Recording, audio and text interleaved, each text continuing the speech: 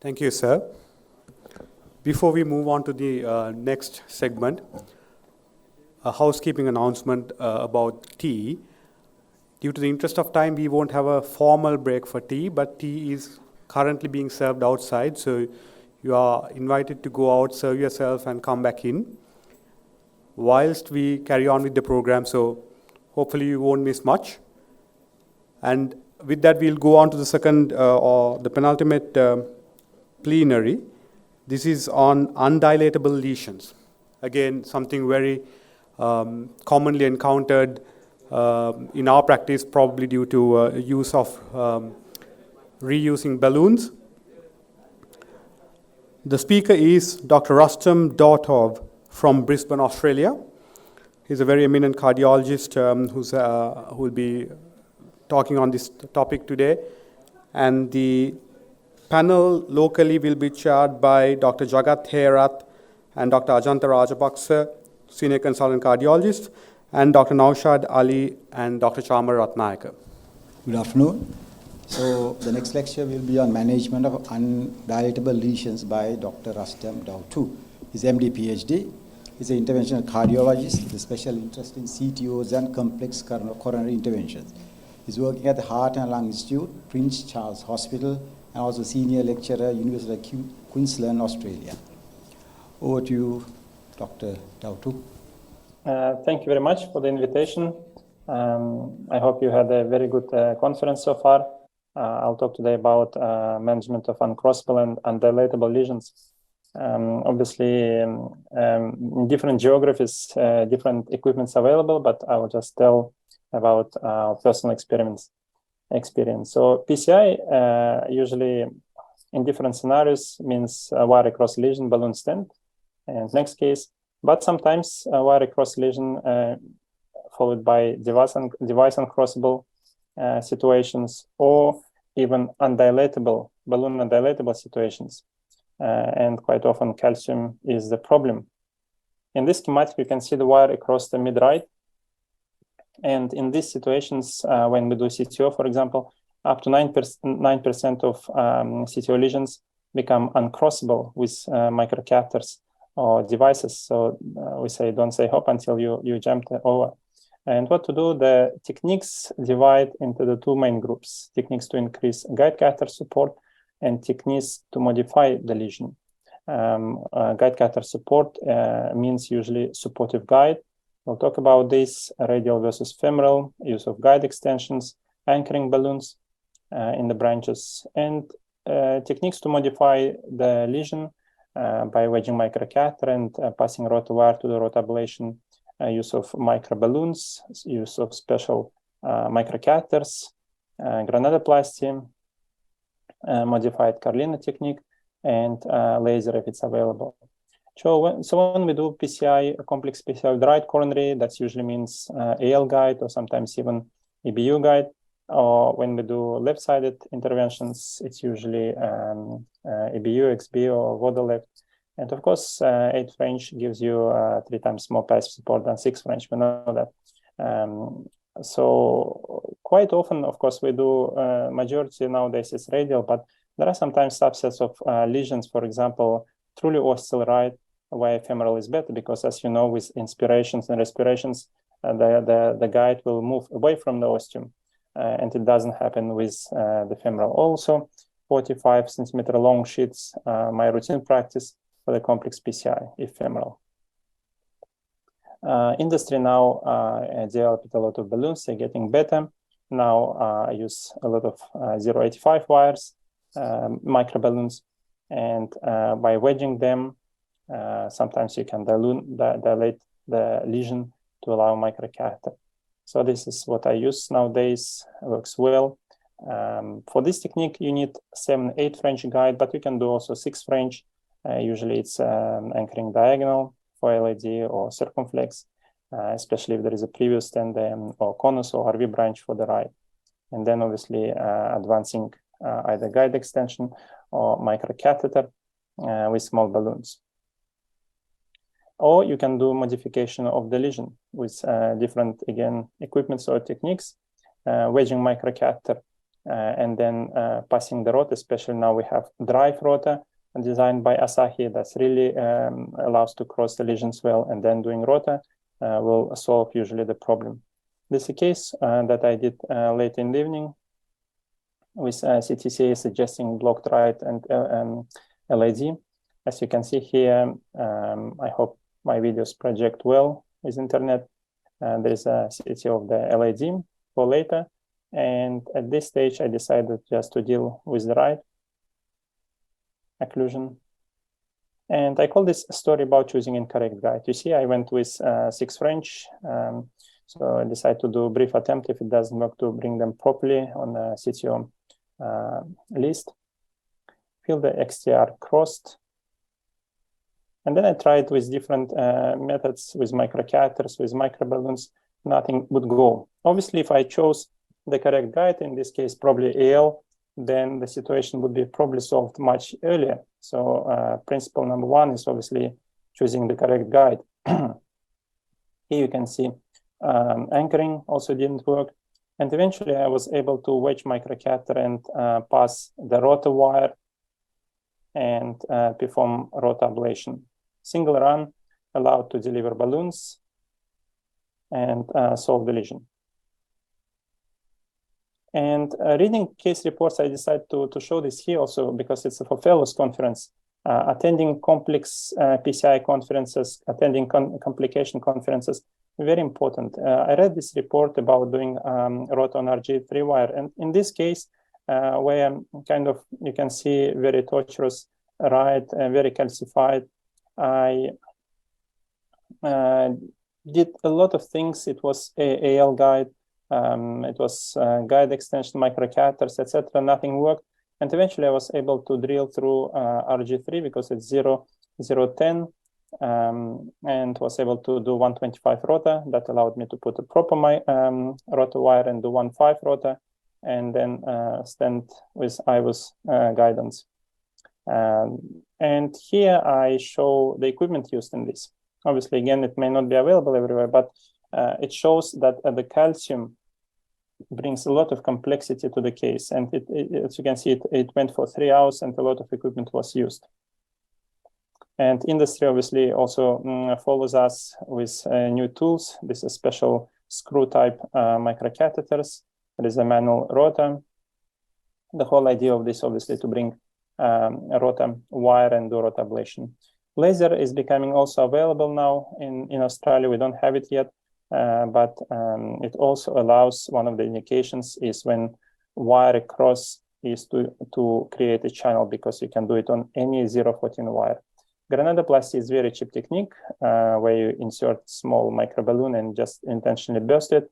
Sometimes you do it a few times to allow bigger equipment to follow. Modified Carlino is the CTO technique where you again wedge microcatheter and do a small 0.5, 1 millimeter injections. Or eventually you can go around the blockage if nothing works, where you create a subintimal entry with a balloon, a knuckle wire, and then use a special tool called a Stingray system to re-enter distally. And you can see here, stand from true lumen via subinterstitial space, goes back to true lumen and bypassing the blockage. And in the end, if there are retrograde collaterals, the lesion can be solved retrogradely. But of course, it's a CCO subspecialty. Once the lesion is device crossable, then ideally you should do intracoronary imaging. And in most of cases, it's IVUS actually, rather than OCT, because you deal with dissection planes, and as quite often those patients have bad kidneys, etc. So IVUS probably wins in this situation. And it allows you to predict undilatable lesions. And we know that even 10 years later, IVUS-guided PCI wins in terms of clinical outcomes. And even though Fujino published this rule of 5, you probably know, based on OCT, with IVUS getting better and better, this is also applicable now to IVUS. By doing intracoronary imaging, you will know which lesions are more likely to be undilatable when you study the calcium. And when I mentioned about IVUS, I'm talking about 60 megahertz IVUS. And for example, if you have irregular surface and no reverberations, that's probably thick calcium. You need something really to modify this, to deal with the calcium rather than just NC balloons. Or if you have thin calcium, which is reverberation, and you have small arc there and smooth surface, then probably NC balloons will do. For example, here I used IVUS to understand the calcium to choose the next tool. Here I crossed the lesion and just did pre-dilatation with microballoon to allow IVUS. And here, with this serious calcium, I decided to do rotablation and have a good final result. Without rotablation, that would be very, very difficult, and long-term, even though technical result probably would be nice, sometimes long-term wouldn't be good. Even Grünzig 40 years ago said that calcified stenosis is something that stays on the way to in our PCI field. Calcium needs attention because it brings more complexity. It can cause increased MACE, restenosis, thrombosis if it's not dealt properly. And we know that if we look at the outcomes even at 1 year, and the more severe the calcium brings more death, more return to cath lab, and more MACE. This is very old, historical, more than 20 years old slide. Also shows the more arc of calcium, the less stent expansion. And nowadays we have plenty of different tools to deal with the calcium. And of course, number one tool is intravascular imaging. And there are many algorithms now exist from United States, from Europe, from UK. And in all of them, number one is usually imaging, because it allows you to choose the correct tool to deal with calcium with undilatable lesions.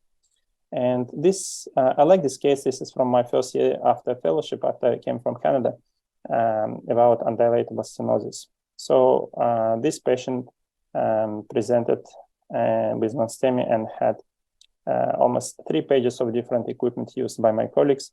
That colleague does not do rota, and the case was done from radial, then to femoral, few stents were wasted, etc., etc. And eventually in this dominant artery of a man, 3 and 2.5 stents were deployed. Before and after, they don't look much different. 1.5 years later, as expected, he comes back with unstable angina, and you find this lesion. So it was one of my first stent rotas in my first year. So I'll just skip through that. Took a bit of time. And then I put 1 stent and good outcome. Stent was 3.5 and made it 4. So if you ever get one good tool for your calcium management, especially if you have low budget situation, then it should be rota. No question about that, because it will deal with majority of lesions. Because when we talk about undilatable situation, that means management of calcium. Of course, we also have OPN balloons for the past probably 4 years. We have cutting balloons, rota. Now we have orbital for the past year, and about to have laser. This nice case done by my colleague, when a patient came from another hospital with fresh and deployed stent with waste, and within like a few minutes of procedure, with single inflation of OPN balloon, the case was solved. It's a matter of having correct tools. Orbital atherectomy, we now have for the past year. We were the first hospital to do in Australia. And in this particular case, I'll show you the results. So a sand is called sanding forward and backward, comparing to rota, just forward moving device. It takes a bit slow, but I like this tool for nodular lesion, for ostial lesions, for eccentric. You see this old stent from 20 years ago, but above that, very much calcium, and after orbital and 2 stents, good result. And the latest tool we have now is IVL. And this was my first case about IVL. I'll show you now. Called Saga in 3 parts. So 76-year-old woman with crescent angina 4 years ago now. 20 years ago, she had total arterial. Don't know how it's in Sri Lanka. We're still battling to get surgeons to do total arterial. Typically, it's lima plus SVGs. And she also had 3 stents in the past, also around 20 years ago. Probably that was done before the bypass. Left system is quite bad, but her lima and trima really working well 20 years later. That's why we always should ask surgeons to do total arterial if you have good surgeons. And then we have extremely calcified right.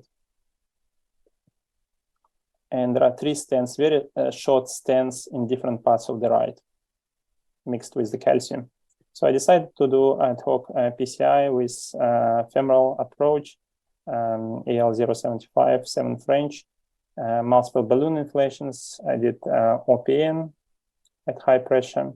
And that was my second year after fellowship, not much experience yet with stent rod ablation, which I probably have now. 2-0 got stuck. I kind of got scared with that, and people usually get sick. You need pacing for these kind of situations. So I put back 3.5 OPN and burst, and then I said, okay, let's just put stents to the distal disease, which was not too much calcified, and then treat the proximal part. The proximal stent got a bit long and got into mid lesion. But then I said, okay, we're waiting for the launch of Shockwave in Australia. Let's wait for that. The lesson from the whole case here that the calcium should be treated well on day 1. Of course, 20 years ago, maybe the operator didn't have access to ROTEM. And this is the final result. So she continued to live with angina. And 1 year later, when IVL became available, exactly 3 years ago, she comes back. So I had to treat ISR of the proximal part, and then used NC balloon and OPN again to see if I can avoid shockwave, if anything changed, but it didn't. So I did OCT and confirmed quite severe thick calcium mixed with the stents. And this is 4-0 shockwave, gave all 10 therapies, 8 therapies with 10 shocks, 80 shocks total. And this is NC balloon after that. Still there is a waste. And this is truly undilatable lesion. And this is final result. So I said, okay, this is the second time she came. I'll just bring her for ROTEM. And there was a COVID time. So 5 months later, symptoms quite bad. She comes back now for ROTEM. And you can see 8 French maximum, pacing wire. Usually nowadays, when I do a long stent ablation, pacing wire goes first, even though otherwise rotor we usually rarely do with pacing now. So 1.5, then 1.75, 1 by 1, and then 2.0 with many careful runs. And this is post-ROTEM. And then here, as you remember, 3.5 didn't work. Here in the end of the run, you will see that 3.5 OPN opens here. It's opened. And then a bit more inflations. And then 4.0 NC. And then 3.5 stent with 4.0 NC after that. Final result. So it's been now 2.5 years, and she has been well with no symptoms. While prior to that, the quality of life was quite bad. And she lives quite far away, about 400 kilometers from Brisbane, with bad access to medical care. So you see, it took a lot of time. Eventually, nothing worked, but ROTA worked. This is before and after. And my one more case I would like to show, it's recent, just from a month ago, 79 years old female with angina, and she came here for workup for TAVI, and we usually do PCI before TAVI. I don't do TAVI, so my colleagues did PCI. This is before and after LAD PCI with good result. And then they went for the right coronary artery. There are 2 lesions here in mid-right and also in the ostium. And you can appreciate how much calcium in the aorta there. So they also noted that, and they did NC, and then, because it didn't open, 40 shocks of IVL. With 3.5, shockwave exists up to 4. But how can you tell what's the size of the vessel here without doing imaging? It could be 3.5, it could be 4, and it could be even bigger. So they put 4 by 18 Zion Sierra after stenting the mid vessel. And mid vessel looks good, but ostium of the right is not good. Even though the stent is a bit outside, as it should be for the ostium, And then long battle continued. They remained at 6 French, 3.5 NC, 3.5 OPN, 4.0 OPN. At 4.35, I think, atmospheres, they went, nothing worked. And as you can see, really bad. 4.0 at 40 atmospheres. How do you call this? You can call it rota regret. You can call it IOS regret as well. Truly undilatable lesion. And this is OPN 4.0. So remember, it's elderly patients, calcified aorta. The mistake could be very costly here. It could cost life of the patient. Obviously, when you do a case like this, you have to have equipment available, like covered stents. And what's next? So she was referred to a complex PCI program. 2 days later, 8 femoral approach, pacing wire, and 1.5 Baron extra support rotor wire. So kind of crossed easily, but then got stuck. For osteal lesions, usually means pulled back. Continued with 1.5 after many runs, polishing that, then 1.75. And then I always remember, and I always teach my fellows, the day you stop fearing rota is your bad day. You should always remember that. And then 2.0 debulking. Again, got stuck and pulled it and continued. And then I checked with HD IVUS, and this picture is really interesting. You can see that extra support wire biased towards the lower surface produced this 2.0 groove in the calcific, fibrotic, and metallic ring of that ostium. And then with 4.0 scoring balloon, you will see that when scoring balloon inflates, there is still waste there. I wasn't happy with that because that's the key to break that waste for the long term. Otherwise, within the next year or two, they may recoil. Then I took OPN 4.0 to 30 atmospheres. It still had waste, and only at 35 atmospheres it opened. I pulled it back a bit and just did one more inflation to confirm that there is no waste. Then positioned Megatron. Remember, it was Zions 18 millimeter, so I put 16 millimeter a bit inside. So that way I don't extend outside the old stent, covered the ostium for 5 NC, checked everything with IVUS. So you could see a lot of calcium in that case in the aorta. It's elderly patient. When you have ostial lesion, you use rota. If you don't have rota, refer to somebody who can do that. For younger patients, if it's fibrotic, cutting balloon quite often just will do by itself. But in elderly with this calcium, it has to be rota. So teaching points for this case are here. So take this case, calcium seriously. As mentioned, for younger patients, cutting balloons quite often will do. Extra support wire also works better for rota cases in this case. And to prevent a recoil, better to use cutting and high pressure balloons after rota as well.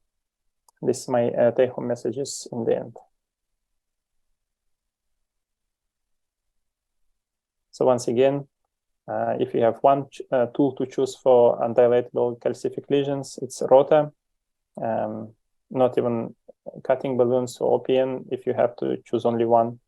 But obviously it will be more costly than OPN or cutting balloon. And IVL, orbital laser, kind of second line instrument, you can practice without them. It's like complementary. Thank you very much. I have a question regarding a subset of patients, acute MI patients, and the culprit artery severely calcified. It's a nightmare. You go to the cath lab, you do an angiogram expecting a simple lesion, you end up with a mid-segment severely calcified lesion. How you manage this subset? Acute MI.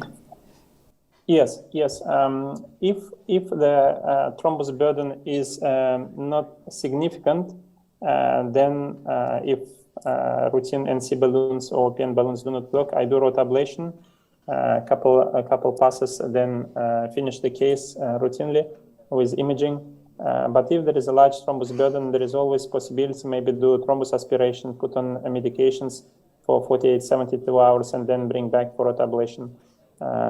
Obviously, try to avoid rotablation in a thrombotic situation. Thank you. Shockwave nowadays also, but quite often to deliver shockwave, you need to do at least 125 rotablation as well. I have a question. How often do you use these opium balloons or shockwave balloons in your practice? Yeah, opium balloons, especially before shockwave balloons, I used a lot. They cost 500 Australian dollars, comparing to shockwave of $5,000. So it's like 10 times cheaper. It can go to 40 atmospheres. In Europe, they take even to 50 atmospheres. I usually take it 0.5 millimeter, less than the reference vessel size. You can use it for pre-dilatation. It's excellent treatment for ISR or for those situations when there is waste in the stent after stent deployment. For post-deal, it works well. It requires a special inflator that can go to 40 atmospheres. Okay, thank you. Any more questions? Thank you very much, Dr. Rustem, for your very informative lecture, explaining all the tips and tricks available in this difficult situation. Thank you very much. Thank you. We are now going to go ahead with a session that we missed in the morning. This is about peripheral intervention, how to start peripheral intervention. And there's another topic there, a case of critical limb ischemia. The presenter is Professor N.M. Khanna from India, and the panelists would be Dr. Gurubaran, consultant cardiologist, Dr. M.B.F. Rahman, consultant cardiologist, and Dr. Ajit Vanyarachi, consultant cardiologist. Good evening. We have Professor N.N. Khanna, who is a senior consultant cardiologist, currently serves as a group advisor and coordinator for Apollo Group of Hospitals. He's a honorary professor, and he has performed over 13,000 catheterizations and numerous interventions as a live case operator. He has more than 700 scientific presentations in national and international forums. He has been a member of the board of many prominent scientific journals, and he is the current chair of the Asia Pacific Vascular Society. Over to you, Professor Khanna. Thank you very much. Can you hear me? Yes, sir, we can. And are my slides visible? Yes. Okay. So thank you very much for inviting me. My special thanks to Dr. Vajira and Dr. Tanya and the organizing committee. I just landed from Hyderabad. We had a meeting on, percutaneous valve implantation where we had 16 live cases. Now, my topic today would be how to start peripheral vascular program in cath lab. And it's especially important for young budding interventional cardiologists or established interventional cardiologists who are actually now trying to venture into a vascular program. Now, coming on to why should somebody who's good in and has his hands full in coronary intervention to start doing vascular intervention. And till now, there have been a lot of myths, and people thought it is too complex because from head to toe, artery to vein, there are so many vessels and so many complexities, different sizes, different hardwares. Probably they thought it is too difficult and complex, let's leave it. But now with the advent of structural heart disease program, the vascular interventions have come again in major highlight. And it's very important for interventional cardiologists to actually have good idea of access and also interventions for different peripheral vascular disease. Now, once you start with the peripheral vascular program, you must know that it has three components: diagnostic, therapeutic, and sometimes it is also life-saving. So you must have a good anatomical and functional information, both from invasive imaging and non-invasive imaging. You need dedicated equipments, and also you should know how to take correct views in the cath lab. and also how to integrate and assess and assimilate different views from the CT, MRI, PET scan, and non-invasive, echo Doppler to actually get to the best, imaging and also best therapeutic approach. You should also have a good essential knowledge of the hardware and the equipments, and also know what are the vascular emergencies. My slides don't move here. Okay, now they're moving. Now, how do I collect enough anatomical and functional information? As I told you, one has to have knowledge of both imaging, non-invasive and invasive imaging. One has to be good in interpreting imaging and assimilating different data points. And if you have a latest or modern cath lab, all these labs have two functions which are very important for vascular intervention. One is image fusion, where your CT, your MR, and your echo Doppler images can be fused and onto the one screen. And sometimes there's also an image overlay, especially if you're doing aortic intervention. You don't need to give contrast many times. It will actually give you the right view, which you have selected on the computer. And the cath lab is going to move to those views, and you will get the image overlay over your aortogram or an angiogram, so that you can go ahead and take the advantage of the second function, which is known as road mapping, where you don't have to give the contrast on the image overlay. You can actually proceed with the guide wire, balloon dilatation, and stent implantation, and thereby save a lot of contrast, which is very important in patients who have nephropathy and patients who have coronary artery disease and also LV dysfunction. And you can finish your procedure with a lot of accuracy and also in a very short time. Now, whenever you are doing angioplasty, you have to define the lesion, you have to define the place where you have to treat, and also make sure that you have, especially in the lower limb, that you have a good inflow and at least one vessel outflow up to the tibial arteries. Now, this is the basic cath lab equipment which is required, which is there for all our coronary interventions. What additionally you need is an echo machine, which has a vascular Doppler capability. What you also need is what I told you. If you can get the new labs, if you're ordering the new labs, ask for two things: ask for image fusion and also road mapping if possible. If you then, what is more required is CO2 angiography, especially for patients with nephropathy. It is not a major equipment. It is just use of CO2 and a syringe and a valve, which just costs about 2 lakh Indian rupees to actually go ahead and do these CO2 angiographies. And almost every lab has a DSA capability now. Now, what you have to look, as I told you, especially for the lower limbs, is to have a good inflow, to define the lesion and to define the outflow. And what is required is to treat the lesion and have one straight line flow from the aortic bifurcation down to the pedal artery.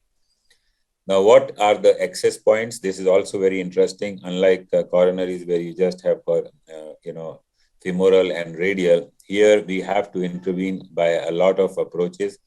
The access points could be pedal arteries, could be tibial arteries, it could be popliteal, femoral, grafts, iliacs, and then, tibial, ulnar, radial, carotid, subclavian, axillary, and sometimes even,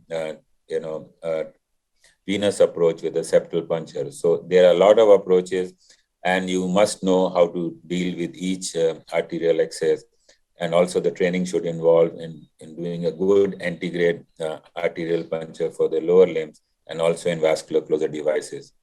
Now, what are the approaches? I'm talking of the lower limb especially.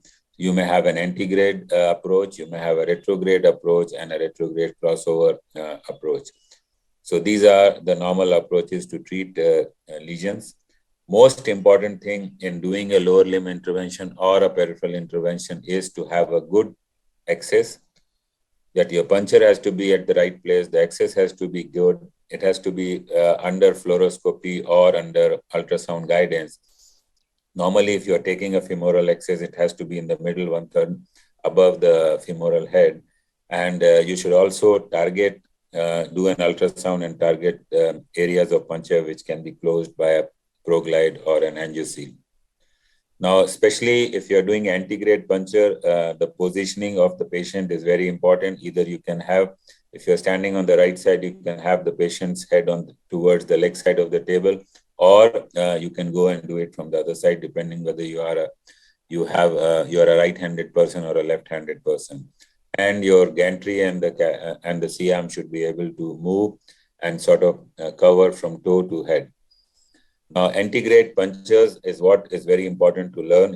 It always should be ultrasound guided. Usually the needle entry point is above the inguinal crease, and where you enter the common femoral artery is in the middle part over the femoral head. And then you pass in a wire. What is very important, if you pass in a wire, it may go to the profunda femoris artery. There's nothing to panic. Don't pull out the wire. Just advance the sheath up to the bifurcation of the common femoral artery. Take another wire and thread it into the superficial femoral artery, and then take out the profunda wire and push down the sheath into the superficial femoral artery. These are, then there are a lot of requirements to do, popliteal puncture or a pedal puncture. I'm not going to go into the steps, but it is very important to know the anatomy, where these arteries arise from, and how to do a safe puncture. All these punctures below the femoral artery are done under ultrasound guidance. And it is very important that you approach the popliteal artery by an angulated puncture. Otherwise, you're going to you may hit the popliteal vein, and you may eventually end up with arteriovenous fistula. You can use an ultrasound, or you can use a road mapping, as you are seeing here, under fluoroscopic guidance. You can also access posterior tibial artery, anterior tibial artery, and peroneal artery by ultrasound guidance. Sometimes these arteries are also calcified, and you can go directly from fluoroscopic guidance and puncture these. Now, once you are doing a tibial puncture or a pedal puncture, you have to remember you can only put in sheaths which are maximum up to 4 French in diameter. And these are only to pass in wires and then to retrieve or snare the wires from the common femoral side, and then to exchange the wire and work from above downwards. Do not use these punctures for putting in stents directly or dilating with a balloon. Otherwise, you will have problems. And hemostasis in these arteries after you do the puncture is not a big problem. You just need to put a balloon from the from the retrograde side, antegrade side from the femoral. Keep it there for about 1 or 2 minutes, and put a BP cuff from outside, inflate it to a little less than the systolic pressure, and leave it there for a few minutes. The arteries would close on their own. And the same is true. You must know the anatomy to puncture the axillary artery, brachial artery, and subclavian artery. And usually these arteries, if done punctured properly, can be very well sealed with a single ProGlide, and that is all what you require. So you need not call the surgeon. You need not worry about deep punctures. And this radial artery puncture is now getting, or access is now getting more and more popular for most of the vascular intervention. It allows you to actually go ahead and discharge the patients on the same day and ambulate them on the same day. Now, coming on to after the access, the catheters. These are the common catheters which are used for diagnostic purpose. One, unlike Judkins and a few other catheters for coronaries, one should have good idea of the use of Cobra catheters, Simmons catheters, headhunters, and these are very common 3 catheters which one has to use. Like Simmons has to be used in a different direction. If you want to actually cannulate the vessels, you pull back rather than push. And if you want to advance the catheter, you actually pull these catheters. So just to give you an idea, these are the different types of catheters which we use commonly in the peripheral arteries. But the ones, if you can only master, apart from the Judkins and the renal double curve, if you can master the use of headhunters, Cobra, and Simmons catheter, that is probably going to take care of 90% of your vascular work. Now, the third thing is the techniques for revascularization. Apart from the balloon stents, which are used in coronary interventions, and different types of stents which are used in coronary, they are the same in peripheral, except that the sizes are different. So you have low pressure, you have a compliant balloons, you have non-compliant balloons, high pressure balloons, and then you have drug delivery balloons and drug-coated balloons. And also you have cutting balloons, the same as in coronaries. But additionally, you have stents which are usually self-expanding as compared to coronaries where they are balloon expandable. And there is quite a common use of self-expanding covered stents, which is very important. Lithotripsy and high-pressure OPN balloons, as I was listening in the previous talk, and rotablation is a very common thing in peripheral angioplasties as well, especially below the knee. And we have additional atherectomy devices like orbital atherectomy or laser atherectomy, which are very important for calcified lesion and for in-stent restenosis. Also, we have AngioSculpt, which is a scoring balloon, and also we have now bioabsorbable stents, especially for below the knee arteries. We have done a pivotal trial of 100 patients. We have published this and also presented in various international meetings. We have now a follow-up of 3 years, which has been published on bioabsorbable scaffolds for below the knee arteries. Now, I've discussed essential hardwares. The sheets, they come from different sizes, from 3 French all the way up to 24 French, from different lengths of 4 centimeter to 102, almost 90 centimeter. The wires would range from 014 or 011 to 035 and 038, from very, very slippery wires to CTO wires to 035 stiffs and super stiff hydrophilic wires, which are used for different types of vascular interventions. And also the stents size vary a lot. Usually the stent size can go all the way up to, in length, all the way up to 300 millimeter, and in terms of diameter can go up to 24 to 28 millimeter in diameter. So one has to actually not worry about this, but start thinking and knowing which companies actually make this. And one has to have a big inventory, of course, but should have a knowledge, but should not be sort of disillusioned and sort of depressed and dissuaded from doing vascular interventions. So I'm not going to go into the different types of wires which we use, but what is most important at this point is 035 thermo extra support wire or extra stiff wire is usually our workhorse wire for most of the vascular lesions. Balloons I've already discussed in terms of diameter and the types of balloons. So most of these balloons, except the ones for below the knee intervention, are over the wire balloons, and they have a shaft length which is from 65 centimeter to 110 centimeter. Now, after knowing the access and the hardwares and the basic anatomy, it's very important that once we are doing vascular intervention, especially these can be very non-forgiving, especially in the carotid territories and the iliac and aortic territories. So one has to be very, very particular in preventing and anticipating the issues related to complication and diagnosis of early ruptures and dissection. And one should be very ready to actually come out with bailout procedures to handle the complication. The iliac ruptures it is very important if you suspect the iliac rupture, it is very important that you have a wire going onto the contralateral side, either from the brachial or from the ipsilateral iliac as a protection. And you should have a large bore balloon ready in case of ruptures. You can actually do a proximal inflation and a tamponade and prevent the rupture. And you should have a covered stent of large diameter to actually control and seal this bleeding. Also, most of the cath labs would have surgical standby facilities where the surgeons can actually give anesthesia and open up the arteries and treat them surgically if required. It is not a difficult thing to do. What is very important is one should go stepwise in terms of learning curve, take in simple patients and grow in confidence and experience, and then take in more and more complex procedures. And it is essential to prevent complications by preempting proper diagnosis, preempting complications and treating complication and working as a team.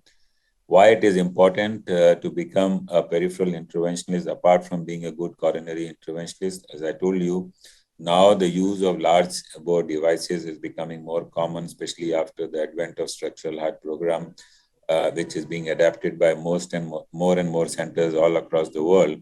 And to deal that, one has to acquire the knowledge of vessels in the entire vasculature. And once you have that, and you know how to tackle complications, it also is very intuitive to treat, diseases, various type of vascular diseases, whether they are aneurysmal or stenotic or bleeders or embolic in any vasculature of the body. So again, the cardiologist, the vascular intervention has again become an in thing, and it is an essential part of learning and the treatment for any interventional cardiologist. Doing that, one has to acquire the skills of a vascular surgeon and also the skills of an interventional radiologist, and transform oneself into a vascular angiologist or a vascular interventionalist, and then take up any of these cases. So if you acquire this and start doing this, you will not be worried about any intervention in the body. Wherever there's a vessel, you can go and you can actually treat any type of disease which a surgeon can treat or a radiologist can treat. There are some myths which I learned along the journey, very interesting journey of peripheral vascular intervention. The myth when I started about 22, 23 years back was the peripheral arterial disease only involves aortic, iliac, and leg and aorta and carotid arteries. No, it involves entire vasculature minus coronary arteries. So anywhere, wherever there is an artery or a vein, everything related to that you can treat. People said it's not lucrative, there's no demand, but I will be coming to it. There is a huge demand, and it is more and more lucrative as I move ahead in my career. There was a myth that patients do not want to spend money. That's again not true. And now most of the money is coming, even after the stent capping, price capping for the stents. More and more patients are now spending more and more money onto the vascular intervention. And people thought there are no vascular emergencies, but believe you me, that the vascular emergencies which I attend are more than what I attend as a coronary interventionalist. You have bleeders, you have acute limb ischemias, critical limb ischemias, closing grafts after vascular surgery. You have renal shutdowns because of vascular issues after renal transplants. You have hemoptysis, you have GI bleeders. I mean, you name it, there are emergencies, and you have TIAs where you are called to tackle the vascular emergency. People thought your coronary practice will suffer because, you will be labeled as a vascular interventionalist and not a coronary interventionalist, but that's not true, because we are already established coronary practitioners, and to learn vascular and is a second thing, and we will always be known as a cardiologist practicing vascular work rather than a vascular surgeon or a vascular specialist who probably is not doing coronary work. If I showed you the complexity of the lesions, people really get worried and they are dissuaded to seeing those dirty angiograms and difficult anatomies to actually do vascular intervention. But again, with our skills of wiring as a coronary interventionist, with our understanding of handling moving and small vessels, we can actually, transform the same skills and learn some special steps and be very good vascular interventionalists. Just to give you an idea, in 1999, when I started this program in India, we had just 10% peripheral vascular interventional in my entire practice. 90% was PCI, which in the next 6 or 7 years became 1/3 PVI and 2/3 PCI. And now in 2013 onwards, half of my cases are vascular intervention, half of them are coronary intervention. And I do about 1,000 cases a year, interventions a year. If you talk about remuneration, the money which I get from vascular intervention is 3 times more doing the same number of cases as compared to PCI. The referrals would come from my self-referrals, from word of mouth from my patients, from nephrologists, urologists, gastroenterologists, hepatologists, neurologists, vascular surgeons, cardiac surgeons, ops gynae, trauma, pulmonologists, and pain specialist. So you become a very popular doctor in the society and in your own hospital if you know how to do these things. Now, just to give you an example, along the road, along the path of intervention, every technique which you see now in coronary intervention was first developed and perfected in peripheral vasculature and then used in coronary intervention. So every new thing and the high-tech thing and the in thing which you see in coronaries has actually been tried and was developed for vascular intervention. So this is very important. In the next 5 minutes, I will give you an overview of what I do. So I'll be running a little faster on my slides. Just to know what we do, we treat, in my practice, I treat from anything from head to toe, artery to vein. In terms of stroke, we do acute stroke intervention. We do carotid artery stenting. We do entire aortic work, right from stenosis to aneurysms and dissections and acute traumatic aortic injury and aortic ulcers and mycotic aneurysms. Takayasu arthritis, we treat aortoiliac disease, arterial disease, acute like ischemia, limb ischemia, chronic limb ischemia, AV malformations, DVT, varicose veins, pulmonary AV fistulas, acute pulmonary embolism, IVC filters, and also pudendal artery stenting for male erectile dysfunction, apart from central vein occlusions, opening of dialysis fistulas, putting in PICC lines and permacats, and doing embolization for GI bleeders and pulmonary bleeders. These are the common things which we do apart from some rare stuffs also. And this is on the vascular side apart from coronary and structural work. So I would encourage all of you to actually learn these vascular techniques. We do a very good conference, the Asia Pacific Vascular Interventional Course, which we do in June every year. This has become the biggest meeting in vascular intervention in the entire Asia Pacific region. And also every 3 months, we do an ICE endovascular course where we we have 2 days of dedicated teaching for the interventional cardiologists to transform them into vascular interventionalists. Now, renal artery stenting is what you do after the CORAL and the ASTRAL trial. The indications are if you have bilateral renal artery stenting, uncontrolled hypertension, and acute pulmonary edema, this is the way to go and actually treat these patients. Now, this is my series of 1,174 renal angioplasties. What you see here in terms of pulmonary edema is cured in all these patients and hypertension improves in 90% of these patients. Coming on to the lower limb intervention, we treat claudication, acute and chronic critical limb ischemia, and we use different techniques, which could be angioplasty, stentings, subintimal endovascular revascularization, hybrid procedures, stem cell therapy, and spinal stimulation. So there are a lot of things which we do. And just to take you through some cases where the surgeons, which actually are not needed now, patient of acute limb ischemia had a percutaneous thrombectomy and an embolectomy, and this is the result which you get, and the patient is discharged on the same day. Again, mid-femoral occlusion. This sort of a chronic total occlusion was treated by subintimal angioplasty and revascularization. Again, this was a typical case for a FEMPOP bypass, but we can treat it easily and routinely and discharge the patient on the very next day. In terms of GI interventions, we treat bleeders, mesenteric arterial aneurysms. Also, we do tips for portal hypertension and cirrhotic patient, and mesenteric artery stenting for chronic mesenteric ischemia and abdominal angina. So this is a patient of superior mesenteric artery pseudoaneurysm, which was post-pancreatitis, which we treated by putting in coils and covered stent. This is a referral from Ops and Gynae with multiple intramural fibroids in a fertile female who wanted to have more pregnancies. We could treat that with selective embolization with PVA particles. Then we have, this is a case of Budd-Chiari syndrome, which was treated and had bad caput medusae and ascites, which was treated by IVC stenting and hepatic vein stenting. This is a patient of acute lower limb DVT where this patient came to us, and it's our routine practice where you can see a dilated popliteal vein. We make the patient prone and puncture the popliteal vein, pass in a catheter, suck out the clot, and do a pharmacomechanical lysis.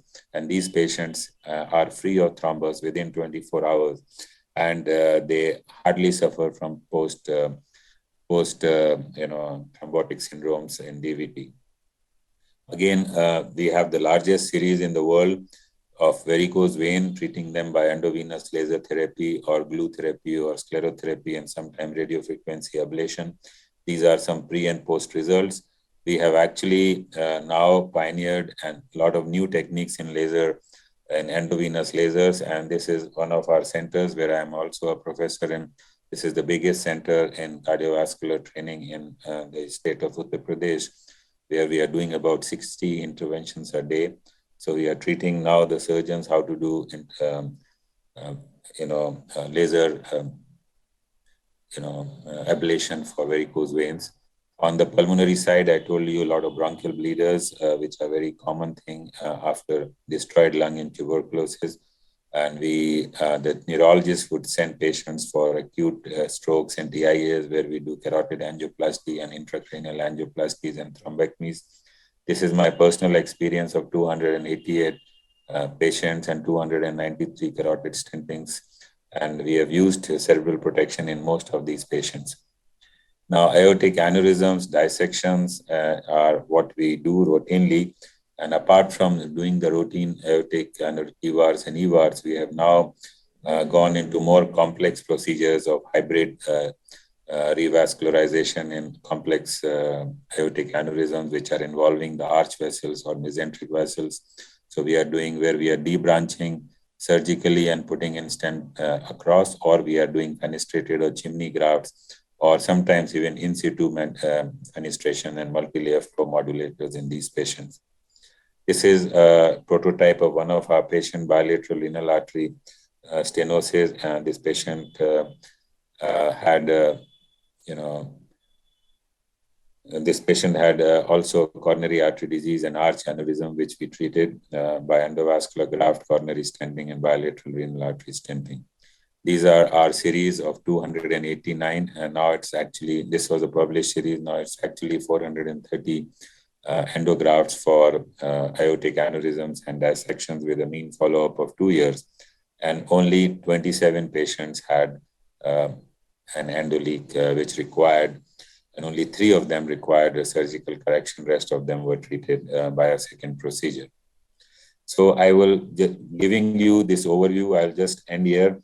And I would sort of advise you to remember this diagram where you have sizes of different arteries from head to toe.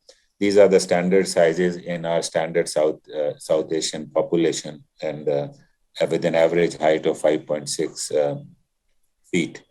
And this is this one must remember, so that when you're starting with your vascular intervention, you know what is the common size of these arteries. Now, the second part of my talk would be just few presentations on limb ischemia, and especially the critical and acute limb ischemia. Now, first coming on to acute limb ischemia, one has to understand that this is an ischemia which occurs acutely, and here the collateralization is poor, and the limb threat to the limb is very high. The limb becomes cold, clammy, and loses sensation very fast. And many times, if you intervene very early, you can actually save the limb. And many a times, to save the life of the patient, if the limb becomes dead, you have to amputate and then revascularize the patient. Now, this acute limb ischemia can also occur in the setting of critical limb ischemia or a chronic limb ischemia, where there are multiple blocks and there is a thrombosis or a plug rupture there or an embolism there, and it converts a critical or chronic limb ischemia and acute limb ischemia, and one has to then intervene immediately. Till now, the only option to these patients was sometimes an embolectomy or a FEMPOP bypass, but mostly amputation. But now all this can be treated percutaneously with very good results and much lower mortality and morbidity. Now, to understanding acute limb ischemia, you have to understand 85% of times it is thrombotic, 15% times it is embolic. It has a mortality of 20%, and there is the amputation risk is about 40%. And this, the treatment and the window period here again is about 6 hours as in coronaries. Especially these patients would come with cold, clammy skin, a blue limb, cold limb, painless, a limb which is lost its sensation and motor functions. So that there has to be a very there has to be a very high speed in diagnosing and treating and these patients. One has to alert the emergency people to actually detect this and get the patient very fast to the cath lab. Again, doing this here, you have to understand, unlike in coronary, if you revascularize a dead myocardium, nothing, you have not done harm to the patient. But if you revascularize a dead limb, you will kill the patient. And what is going to happen is once you revascularize, the entire toxins of a ischemic and necrotic muscle is going to be sort of going back into the circulation, and this will cause myocardial suppression, renal shutdown, myoglobinuria, and a lot of neurological issues, and many a time these patients die. So here one has to be very clear of two things in the emergency department. One, that your limb is viable or not, and if it is viable, it has to be treated as early as possible. Now, the viability of the limb, the most important clinical differentiation between an ischemic limb and a viable limb is if you have a limb which has lost its motor function, this limb is non-viable. The rest of the things, that is loss of temperature, loss of color, loss of pulses, and loss of sensation, can also happen in critical limb ischemia. But if the motor movement is gone, this limb is dead, and one has to amputate this patient and not revascularize the patient. But many a times what also happens is if the patients are in gray zone, the patient has an acute on critical limb ischemia, and once you revascularize, you may have a revascularization injury and a compartment syndrome where there is a lot of edema in the muscles which are in the compartments, especially in the leg and thigh. And they would swell up and compress the vessels, especially the arteries and veins, and lead to further ischemia. So, and further muscle necrosis, and again, same sort of a reperfusion syndrome. So, an injury and the risk to life. So, what is very important here, if you see your patients which you have revascularized, you see that the leg and the thigh are becoming tight, and there is a compartment syndrome which is developing. It is very important to call the surgeon immediately and slit open these fascias which are compartmentalizing these muscles into 3 different segments in the leg, and to lay them open so that the edema doesn't settle in and the patient's life and the limb is protected. It is something similar and life-saving as we do a burr hole when the neurosurgeon does a burr hole in where you have cerebral edema to actually decompress the brain edema. Now, I have discussed a lot about acute and critical limb ischemia. Now, what can we do in terms of revascularization? We can aspirate or lyse the thrombus, or we can do a mechanical thrombectomy, and then we revascularize by standard revascularization techniques. Very famous, 2 very famous trials were done, the STYLE and the TOPAZ trial, which compared thrombolytic therapy with open operations in thrombotic limbs. It was seen that doing endovascular approach had much lower mortality and much lower mortality with equivalent clinical results. Now, how we do, so one must know and learn how to do a thrombolytic therapy. What is very important is to pass in a guide wire into the thrombus. You can go from any approach. If you can pass in a 035 thermo guide wire with ease, then it is a definite sign. We call it wire traversal test, or also this has been published as Khanna's technique, where if the wire crosses, the thrombus could be at least up to 14 days old as well. if the wire goes, then you know this thrombus is lysable and the thrombolytic therapy is going to work.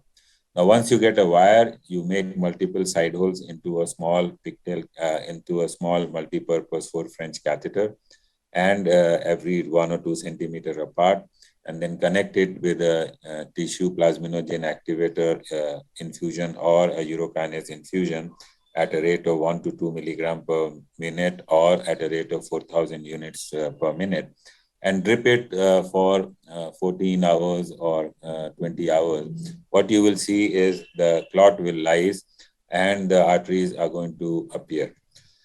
If you want to accelerate this, you can accelerate by 2 things. You can, have a distal occlusion with a balloon and do the same thing.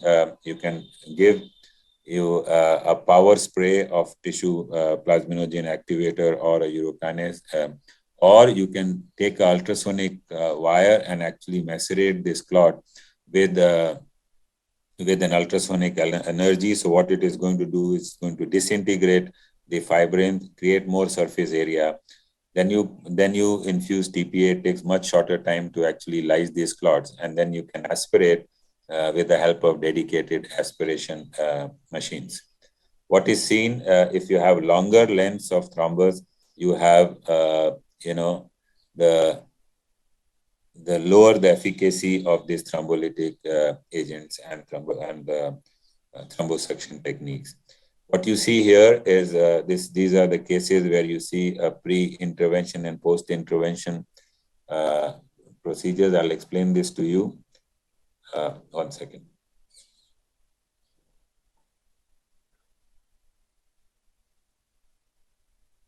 Oh, sorry. Sorry, I have to. Do you see my slides again? Yes, sir. We can see, but we are running behind time. So we will. Okay, I'm almost done. So what you see here is this patient had a stenotic lesion in the popliteal bifurcation and had a very bad infrapopliteal disease with thrombotic occlusion. We treated this with a standard angioplasty, and also we aspirated the clot, and this is the result which we got finally. Now, the clot aspiration techniques are similar to what we use in the brain, and this is a solitaire, which we also use in acute stroke. What it does is it opens like a spring or a stent, and it sort of engages the clot inside, and it can actually take out, and this is the type of clots which are retrieved from below the knee arteries in cases of acute limb ischemia. There are different types of clots, same as in cerebral arteries. We also have a stent wire, which has different sizes of to actually trap the clot more easily and then take it out. We also have a dripping balloon wire, where you have a balloon and then you have which is weeping, not we say it's weeping, but it is dripping tissue and tissue plasminogen activator, and you have a catheter which actually sucks out this clot. This is another of our patient who just wanted to tell you the critical limb ischemia doesn't even always happen in lower limb. This is a patient of acute limb ischemia, which happened in upper limb. This is one of our patients who had a tight subclavian stenosis, and this led to a thrombus formation. And this thrombus actually sort of migrated and embolized into the distal vasculature in the forearm and in the palm. And this patient came with cold, upper limb, and also loss of pulsation and blue fingers. So here we could detect the problem. We actually passed in a catheter, did the same thrombolytic therapy with tissue plasminogen activator. And then after that, we did a DSA.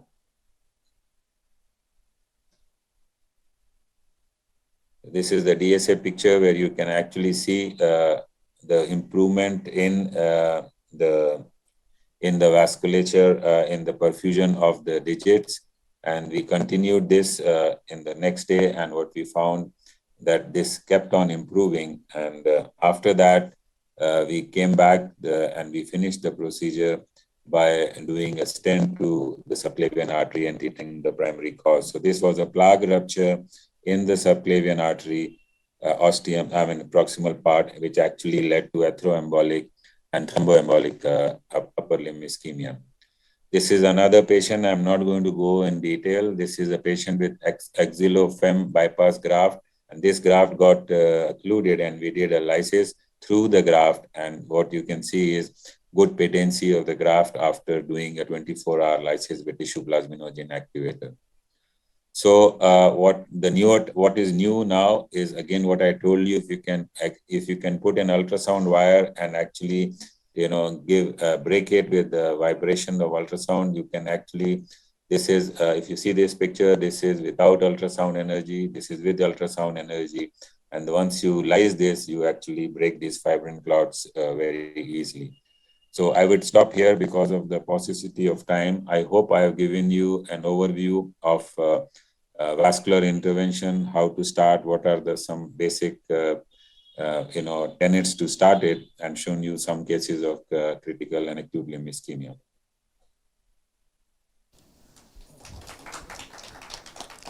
Thank you, Professor Khanna, for your elaborative lecture. Actually, thank you for sharing your ample experience with us in peripheral intervention. You actually stimulated our young cardiologists to become a peripheral interventionist. Because we see most of the time now these procedures are done by intervention radiologists. So it's a very good stimulating lecture. So thank you again on behalf of Sri Lankan College of Cardiology for your elaborated lecture. So because of the time factor, we conclude this session without any question and answers. Thank you very much, and it's a pleasure and honor to be attending and speaking in this August meeting. Thank you, Professor Khanna and the panel for that insightful lecture. We are now at the last segment of today's session. It is the highlight of any interventional program, and it is none other than the night mass in the cath lab segment. So we have a lineup of several cases, and the cases will be presented by Dr. Sampath Uttanavasan, Dr. Asiri Gunasekara, Dr. Sanjeev Rajapaksa, Dr. Isuru Paranagama, Dr. Ajit Vanyarachi, and Dr. Anushka Piris. May I please invite the following dignitaries to the panel. Our chief guest, Professor Afsar Saman, Dr. Gamini Galapati, Dr. M.R. Mubarak, Dr. W. Shantaraj, and Dr. Gurubaran. Okay, so the first case is a case on accelerated thrombosis during primary PCI. This will be presented by consultant cardiologist Dr. Sampath Uttanavasan.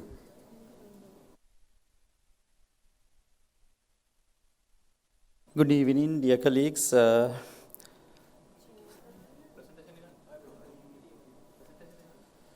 thought of sharing this bad experience with you. Probably, maybe we may be able to at least save one life in future. Accelerated thrombosis. My patient, Mr. S.W., is a 52-year-old male. He came to National Hospital ETU with a chest pain for 2 hours. His past history include non-STEMI in 2017 and been a diabetic for a couple of years. He has been a smoker. Examination on admission to the ETU, his weight was 60 kilogram. Heart rate 90 beats per minute, blood pressure just barely maintaining at 90 systolic, lungs were clear. Investigations, ECG ST elevations in V1 to V4 and EF somewhere around 40 with anterior wall hypokinesis, and the other investigations were unremarkable. He was treated in the ETU with aspirin 300 and clopidogrel 300 milligrams. This is the coronary angiogram. You can see very tight lesion in the LAD and the culprit with the evidence of ECG changes also. And there is another tight lesion at circ. You can see very tight lesion with TIMI 2 flow in the distal LAD. So we proceed with, and the RCA is a dominant vessel with moderate disease. It's not as severe as this. And the procedure-wise, right femoral access, we have given 6,000 of heparin, XB3 guide catheter, and Sion Blue guide wires, 2 guide wires passed to LAD, and I protected D1 also. And Science Prime pre-dilated, and Science Prime stent 3 into 38 millimeter deployed at 12 ATM. And the post-dilatation was done with the 3.25 balloon. And this is after deployment of the stent.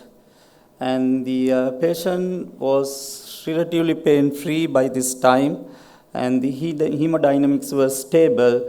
We were much relaxed, and because the distal the perfusion also significantly good.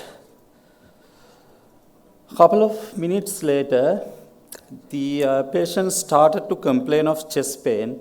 We were wondering why. That I have noticed the first what I noticed was the diagonal flow was completely disappeared. I thought that may be the reason for pain. But with close looking, I have seen thrombus formation just below the bifurcation. And at this time, we checked the ACT is about 300, 322 or 23 as I can remember. But we have given further 2,000 heparin, and the thrombus was progressing, and the patient is in severe pain now. I have noticed more thrombus formation and reduced flow in the circ at this point. And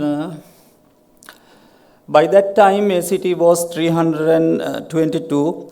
I have given abciximab 10 milligram intracoronary and reloaded with ticagrelor, thinking that this patient is resistant, but not sure whether I have done correct thing, but I did it. And multiple balloon dilatation were done, both to the LAD and to the LCX, multiple actually, it's more than 6-7 times. And the patient was almost arrested, blood pressure crashed to 40s, and intubated and ventilated. Multiple attempts were made for clot aspiration in the LCX and LAD, and blood pressure just maintained in 50s and 60s with high dose of noradrenaline and multiple ephedrine boluses. And this is what I end up. With all efforts, now the patient's blood pressure is just somewhere around 30, but still heart is beating. I didn't have any other options in my hand, and I was just in front of dying patient.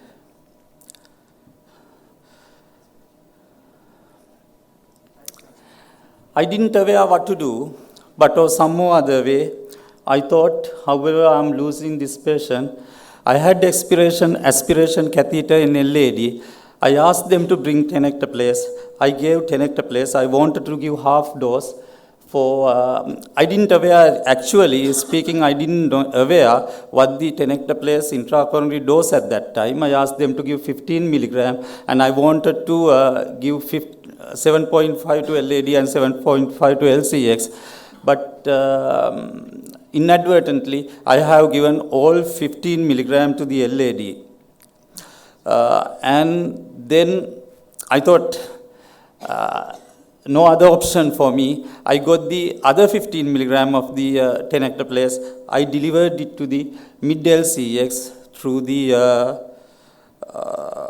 aspiration catheter. And then blood pressure somewhere around 30s and 40s with high dose of noradrenaline. We inserted the balloon pump, and I didn't have any hope, but the patient was maintaining very low blood pressure level. Inserted the balloon pump, sent to the CCU. After 1 hour or so, I went to the CCU and saw this patient. At that time, his ECG is fairly fine, and the blood pressure at that point somewhere around 60s. And we continued noradrenaline infusion, and it's really a miracle, and the patient was improving gradually. Patient's blood pressure gradually improved, and patients extubated in 2 days. Noradrenaline infusion tailed off and IABP tailed off after 3 days, and subcutaneous enoxaparin continued for 7 days. No bleeding complication. Fortunately, even that much of antithrombotic and antiplatelet drugs. And we did the check coronary angiogram in 7 days next week. And this is his coronaries. After 7 days, this is his coronaries. He was walking, smiling, and we did the IVAS run. Nothing much significant except for slight malapposition of the LAD stent, and which we redilated, and the LCX was stented. And this patient came to me even, say, 1 year after this procedure, and then handed over to Ajit, who is initially from Anuradhapura area. So, actually, I'm still wondering how I save his life. And I haven't given anybody before tenecteplase intracoronary. But after this event, I have given tenecteplase for 4 patients with very high thrombotic burden, and repeated the angiogram after 1 week after keeping, and very successful results with the clearing of the clots, and where I have used 5 milligram after referring to the literature. And short account, malignant thrombosis during PCI is rare in current era of drug-eluted stents, better antiplatelet and antithrombotic medications with improved PCI hardware. It's a lethal complication with very high mortality rate and post-survival complications. Heparin, GP2B3A inhibitors, balloon dilatation, thrombus aspiration, and thrombectomy are accepted treatment modalities. Tenecteplase is not intended for routine intracoronary injection. However, it has been used in cases with high thrombus burden in acute MI setting, and this case proved that it could be saving as a bailout strategy. We used high dose of intracoronary TNK, by mistake actually, to give the maximum benefit to dying patient, but optimum dose has to be discussed and experimented. Fortunately, our patient has not developed any bleeding complications, which is not uncommon with multiple antithrombotic agents and antiplatelet agents. Thank you very much.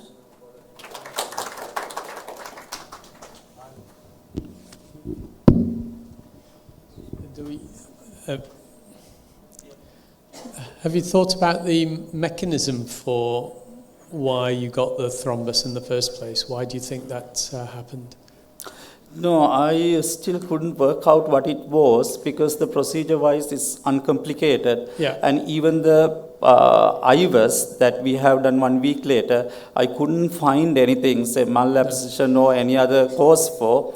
And the other thing is whether the patient is resistant for antiplatelet and antithrombotic, so which I have given a cocktail of all this available is what drugs. I'm coming to. So my personal feeling is when I see your pictures, I just wonder whether the edge of the stents, just beyond the diagonal, there's a little dissection, Okay. and it's caused thrombus. Now, one of the learning things for the juniors here is that when you've given heparin already, when you see thrombus, sometimes if you give more heparin, it begets thrombus. So high-dose heparin can activate platelets. So the pharmacokinetics of heparin, and this is, those who've worked with me will know my feelings about heparin. So I do all my PCIs with 3,000 heparin, regardless of weight. So heparin's pharmacokinetic is that you give a small amount and the ACT goes up very rapidly. And then there's a narrow window where it stays stable, level. Then you give a little bit more and it shoots up again. But in certain individuals, high doses of heparin can activate platelets. And your picture, it is a fantastic example. Now, I don't know if that's the case, but that's what it looks to me, because you see some thrombus and you give heparin. And as you give that further heparin, the thrombus then propagates all the way back to the left main. So it's important that if you've already given heparin and you see thrombus, that you give a different agent. And you were very quick on your feet to think about fibrinolytic. And I'm just thinking if that's happened in my laboratory, because we don't keep fibrinolytics in our laboratory. So we would give a GPI, but if you see thrombus with lots of heparin already on board, the agent to give is bivalirudin or lepirudin. Unfortunately, we don't have. No, in our exactly. So labs, you gave a fibrinolytic and you had this fantastic response. But I'm guessing that the mechanism was a small tear at the distal edge of the stent that's propagated the thrombus, and that has been further heparin, excess heparin, has further propagated it. So the lesson for me here is that when you see thrombus with heparin, the mistake is to give more unfractionated heparin. Okay, and your response with fibrinolytic is fantastic, and you were very quick on your feet to think of that. Yeah, actually, yes. The one question that I have, actually, I can understand your theory, because we all know that heparin can be in some patients counterproductive, but can we measure the heparin activity by ACT at that level, or is not detected by that? It's not detected by that, because ACT is a different measure, and I won't bore you with the details, but there's lots of papers written on what is the best measure of heparin. But in those patients in whom heparin activates platelets, you can see very rapid thrombus increase, as you saw there. I think initially, although these are primary PCI, the patient had received only 300 milligrams of clopidogrel as well, isn't it? 2 hours before the ETUs. Yeah, isn't that 600 if you are going for PCI, clopidogrel loading? No, most of us given 300. The practice. I think the guidelines say 600. Anyway, you have covered with ticagrelor as well subsequently. Yeah. Did you give GP2B3A as well? Yes, 10 intracoronary given. It's a real miracle that no bleeding happened actually with all that's those what, things. Yeah. Yeah. Because I didn't have much worries at that time, because however I thought I'm losing the patient. Yeah, exactly. So what pressure did you deploy the stent initially, first deployment? 12. But post-dilated. This all happened after post-dilatation. I just wondering whether the wire in the D1 had any effect on basically like a cutting wire opening up a plaque as well. I think something has started the thrombus at that point. Yeah, I think probably there had been a stain fracture at that diagonal branch, so that must have led to the dissection or a thrombus formation. I want to ask one question from Prof. So now in our labs we have abciximab. So in this kind of case we usually give abciximab. So I think you also did the same thing. Yeah. So is there any place for abciximab in a case like this, what you described? Yes, absolutely. So it's a European guideline as well. So if you see thrombus at the time of primary PCI where the procedure, the mechanical reperfusion hasn't got rid of the thrombus, if there's residual thrombus, abciximab is the one to give. And if heparin has activated platelets, because that's the mechanism of how it works, then abciximab should resolve it. But if it doesn't, fibrinolytic. Yeah, now in our setup, actually our mindset is especially because of whether we have given inadequate amount of heparin. And there was a reason, of course, for example, for me to affect when I was a senior registrar, same thing has happened to middle lady stenting, and that patient actually we couldn't save. But ultimately we found that what has happened, we couldn't give heparin in front of the procedure. It was a mistake. So we are extremely careful whether we have given adequate amount of the heparinization and antiplatelet and so on. But this patient, my worry is... What do you define as adequate? Is it by weight or is it by ACT? By weight. we are giving by weight. Milligrams per kg, 100 units per 80 to 100 milligram per kg. roughly, yeah. But I think the take-home message, as Professor Saman was saying, is that if you get thrombosis while on heparin and the ACT were, in You this have to case think it was the other mechanisms. give something else. Yeah, it's a platelet thing. Yeah. Fine. Thank you. Thank you That very is a very much. good case. Next up is Dr. Asiri Gunasekara. Hello, welcome. I thought I would share this case. This is a very brief history of a patient who had a proximal LAD perforation. We were able to successfully manage the patient with the balloon tamponade and heparin reversal. We were lucky to do that.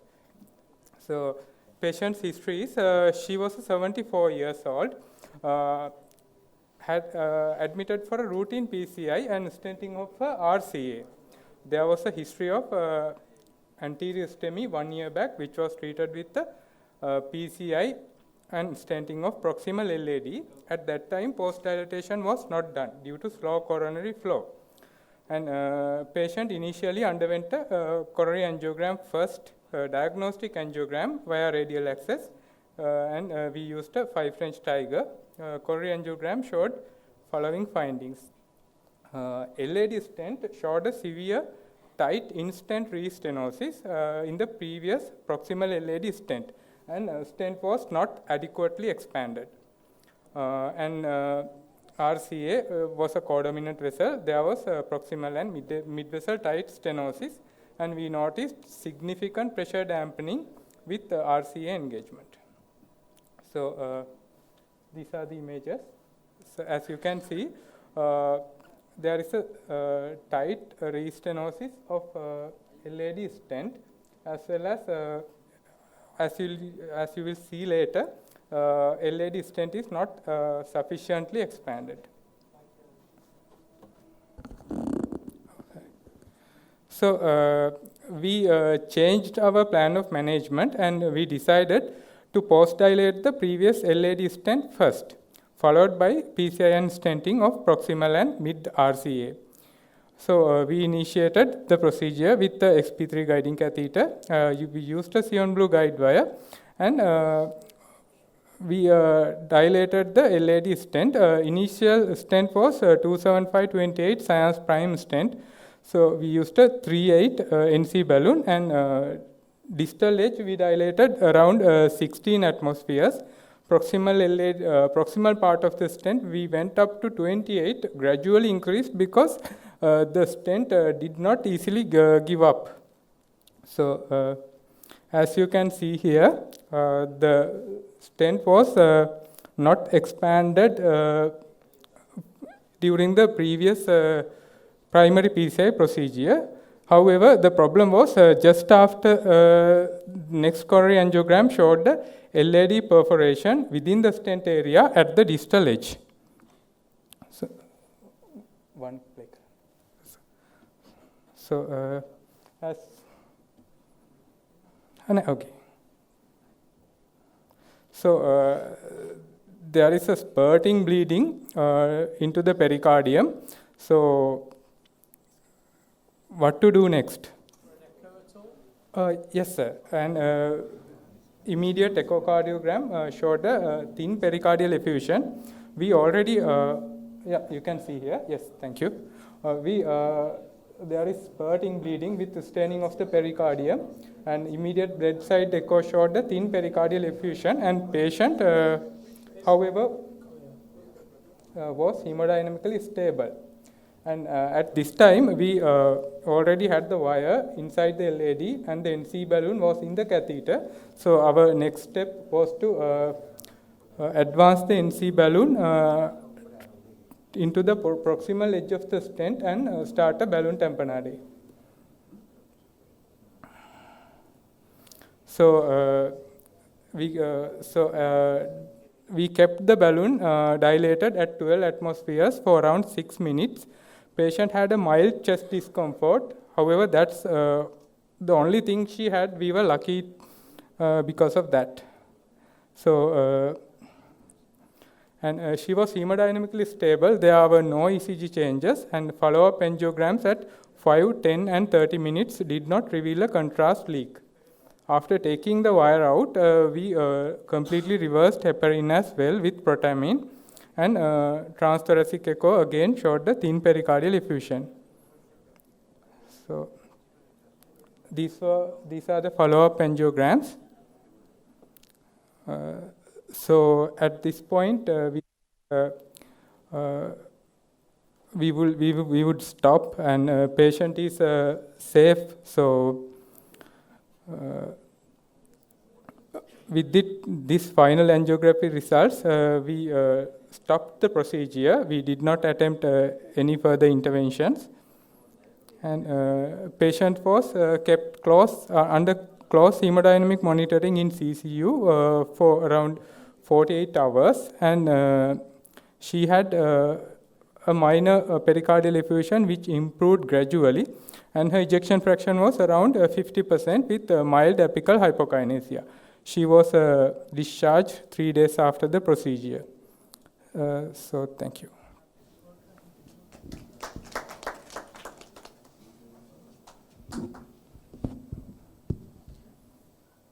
What was your long-term plan for this patient after discharge?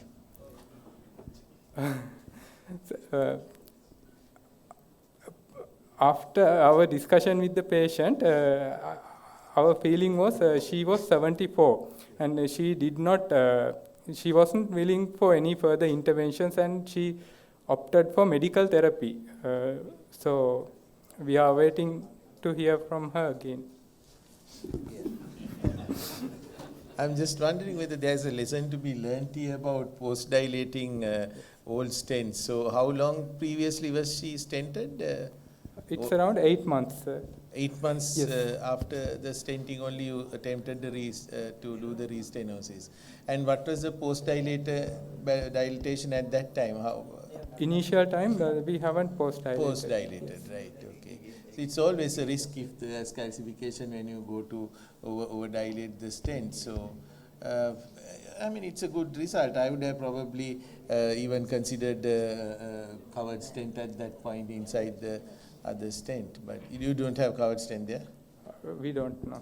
It's not very good to do that. You know, I think if you get a rupture within a stent, often you can it seals if you just use a balloon to seal it.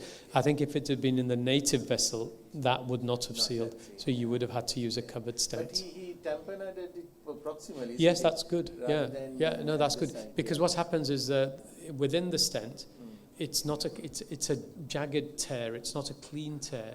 And if you just hold the balloon inside the stent and allow the perforation, it seals. It often seals. So you were lucky that it was within the stent. Had it been at the edge of the stent, just a distal to the stent, it would have been much more difficult to control.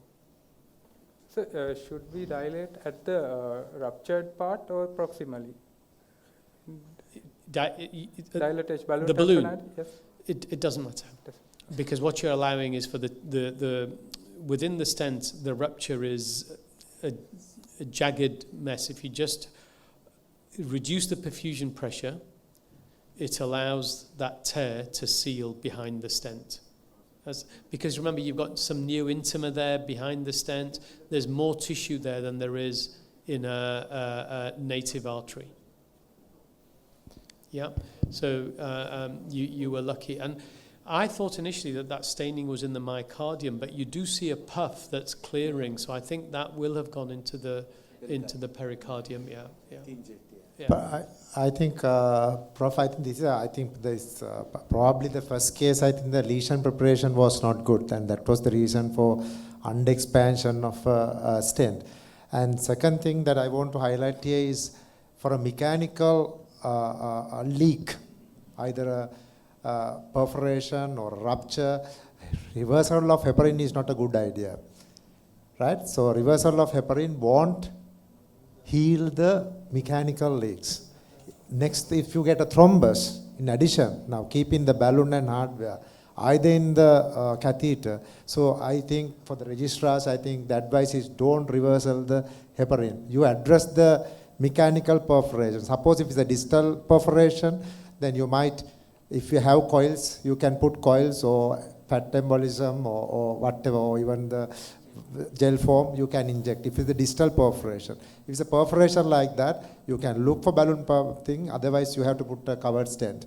So I think you must not reverse heparin, and you will, suppose if in addition, if you get a thrombus, you are having a disaster in dealing with the patient. I think once we broke open a cath lab and brought a covered stent for one of your patients. I had that two patients, one with Dr. Galappath, we did in Navaloka, we had a disaster actually. It's not like this. This is just a tiny. It was a mid-L lady. We dilated it to high pressure. It was a tear. It's like a lady is teared. And the whole blood is in the pericardium, basically. They didn't have covered stents in the lab. So we kept the balloon dilated. And then we had to wait until the cover stent comes. So ST elevation in the anterior STEMI, and the pressure is 60-70, right? So we had to wait 45 minutes to get the cover stent, right? So and also I had a similar complication in Dr. Kapwath also. No. In our from National Hospital, we had to broke the padlock and take it. Cover stent. But the important lesson the Professor Saman was saying here, if you get a tear inside the stent, that itself can heal if you reduce the flow, right? Yeah. So you don't need to really think about those things. Yeah. All right. And what about now, especially for the benefit of the audience as well, when you post-dilate undilatable lesions, is it better to go with the longer balloon rather than a short balloon where the pressure exertion at the edges will be more? I don't think I can give you any data or even anecdotal data about that, Bhatia. I think it's whatever you feel comfortable with. I think lesion preparation is key, and we saw the previous lecture. So if you see that within a stent and it's residual, then you know it's either a very fibrotic lesion or a calcified lesion. And we saw examples earlier today of using large rotor burrs to prepare it adequately, and or IVL.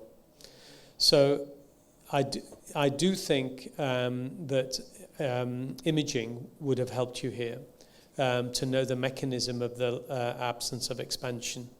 So if you see an underexpanded stent that you've come across, from a year ago, a month ago, 6 months ago, I do think you need to image it. If there's a large burden of calcium, I don't know, do you have IVL here in Sri Lanka? No, do you have IVL, intravascular? No. You don't have IVL, okay, you have rotor. Yeah, so then you can use rotor, or do you have laser? No. So rotor is the thing to use then, because you then ablate the stent first, and then you deal with the fibrous or the calcific tissue. If you're going to use rotor to ablate a stent, you must have a temporary pacing wire. Okay, so that's, I think that these are the lessons to learn. If you have underexpanded stent from previously, try and find what the mechanism is. Thank you.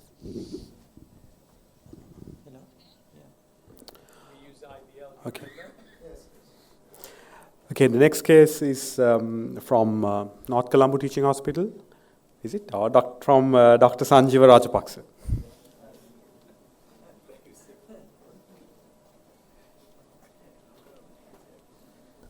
Okay, this is regarding acute coronary dissection. Actually, it's less dramatic than the previous two cases, anyway, with some learning points.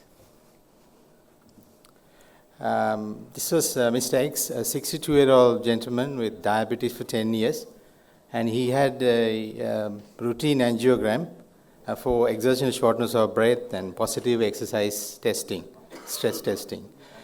He had well-controlled hypertension and dyslipidemia, and his transthoracic echocardiogram was normal with the ejection fraction of 65%, and he had routine transradial coronary angiogram to evaluate the coronary anatomy. This is two injections, the first two injections, probably if you can see something. This is a Tiger 5 French through right radial.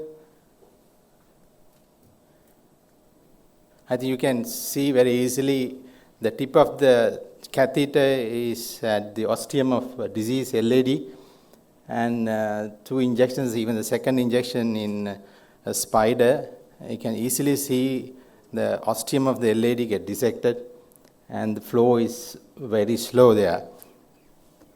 So with the slow injection, I checked the cranial projection as well to see the anatomy of LAD. You can see the proximal LAD. It's not playing. Yeah, proximal LAD was heavily diseased with only TIMI 1 to 2 flow. And you get moderate to severe atheromatous disease in the proximal segment up to D1. Distal vessel is faintly filled and seems okay. So immediately, so we detected this complication, and patient started getting chest pain with ST elevations in the monitor, and he was managed with, luckily we had an anesthetist around, was managed with painkillers, morphine, and then I asked help from a colleague as well. So we loaded him with aspirin and ticagrelor and changed the catheter to guiding catheter and tried to wire. So this is a wire, it's actually just Sion Blue guide wire trying to wire the LAD. But there's no flow at all at the moment. The patient was having severe chest pain. It was totally occluded. So when you just briefly look at the type of dissection, so basically we are having type F dissection where there is total occlusion of coronary lumen with no distal and anterograde flow. So what to do? Of course, when you have a dissection, if you have a wire in, then you can stent it. If there's no wire, so we should try to wire through the dissected segment, which is not easy always. The wire was, in this case, the wire was going into the dissected flap. We couldn't easily find the true lumen. And try to confirm the distal lumen and then stent it if possible. Of course, failing which, you might have to send the patient for emergency CABG. Then actually we changed the plan. So we took field XT. So this is actually first attempt with wiring. So it was after some time we gave up that idea. And with the help of microcatheter and a field XT, we could find the true lumen. And we could enter, actually it took some time. And then the position was confirmed by giving that Cine is not available, confirmed with some injection through the microcatheter. And we confirmed that the distal wire is within the lumen. So this is after pre-dilatation with 2.5 by 15 millimeter non-compliant balloon. And we got some flow and the patient improved. The chest pain also improved. And decided to stent from the ostium of left main with 3.5 by 48 millimeter drug-eluting stent. So then later on the stent was post-dilated with 3.5 by 12 non-compliant balloon, and proximal optimization was done in LMCA with 4.5 millimeter into 8 mm NC balloon at 18 to 24 ATM with good results. So, and this happened actually about 1.5 years ago, and patient is still coming to me for follow-up. He is doing well. And few things to learn from this case. The injection with dampened pressure. So how the causes of coronary dissection. One cause is injection with damped pressure. So you have to be very gentle and do not inject if the pressure is damped in the catheter. And non-coaxial guide. And during wiring, you have to be very gentle, lesion preparation, balloon rupture within the coronary, and heavily calcified or tortuous lesions. And during stenting, obviously, you can get dissection, edge dissection is common, and sometimes you can see the spontaneous coronary dissections as well. So this is actually iatrogenic coronary dissection. The learning point here to check the tip of the catheter, where it is before you inject, I think. So you have to be very gentle. So this was sitting at the ostium of LAD, and I was injecting, which the pressure of a dye dissected the ostium of LAD. So that's it. Thank you very much.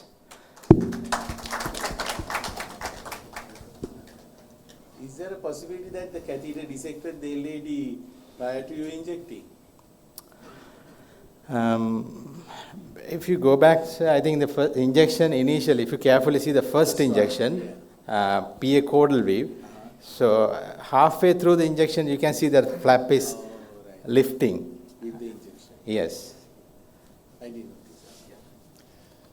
I think with the injection, it got dissected. Yeah, and also, I mean, I think the guide cath is so far down the LAD that actually it should, and you have very little control with the Tiger. I use the Tiger a lot also, but you have little control, you know, when you twist and it dives. But the key lesson here is not to inject when it's that far down.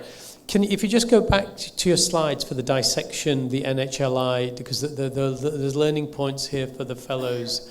If you could just have the slides up again, please. Can you show it? Yeah, if you go to your NHLBI dissection classification. Yeah, this one.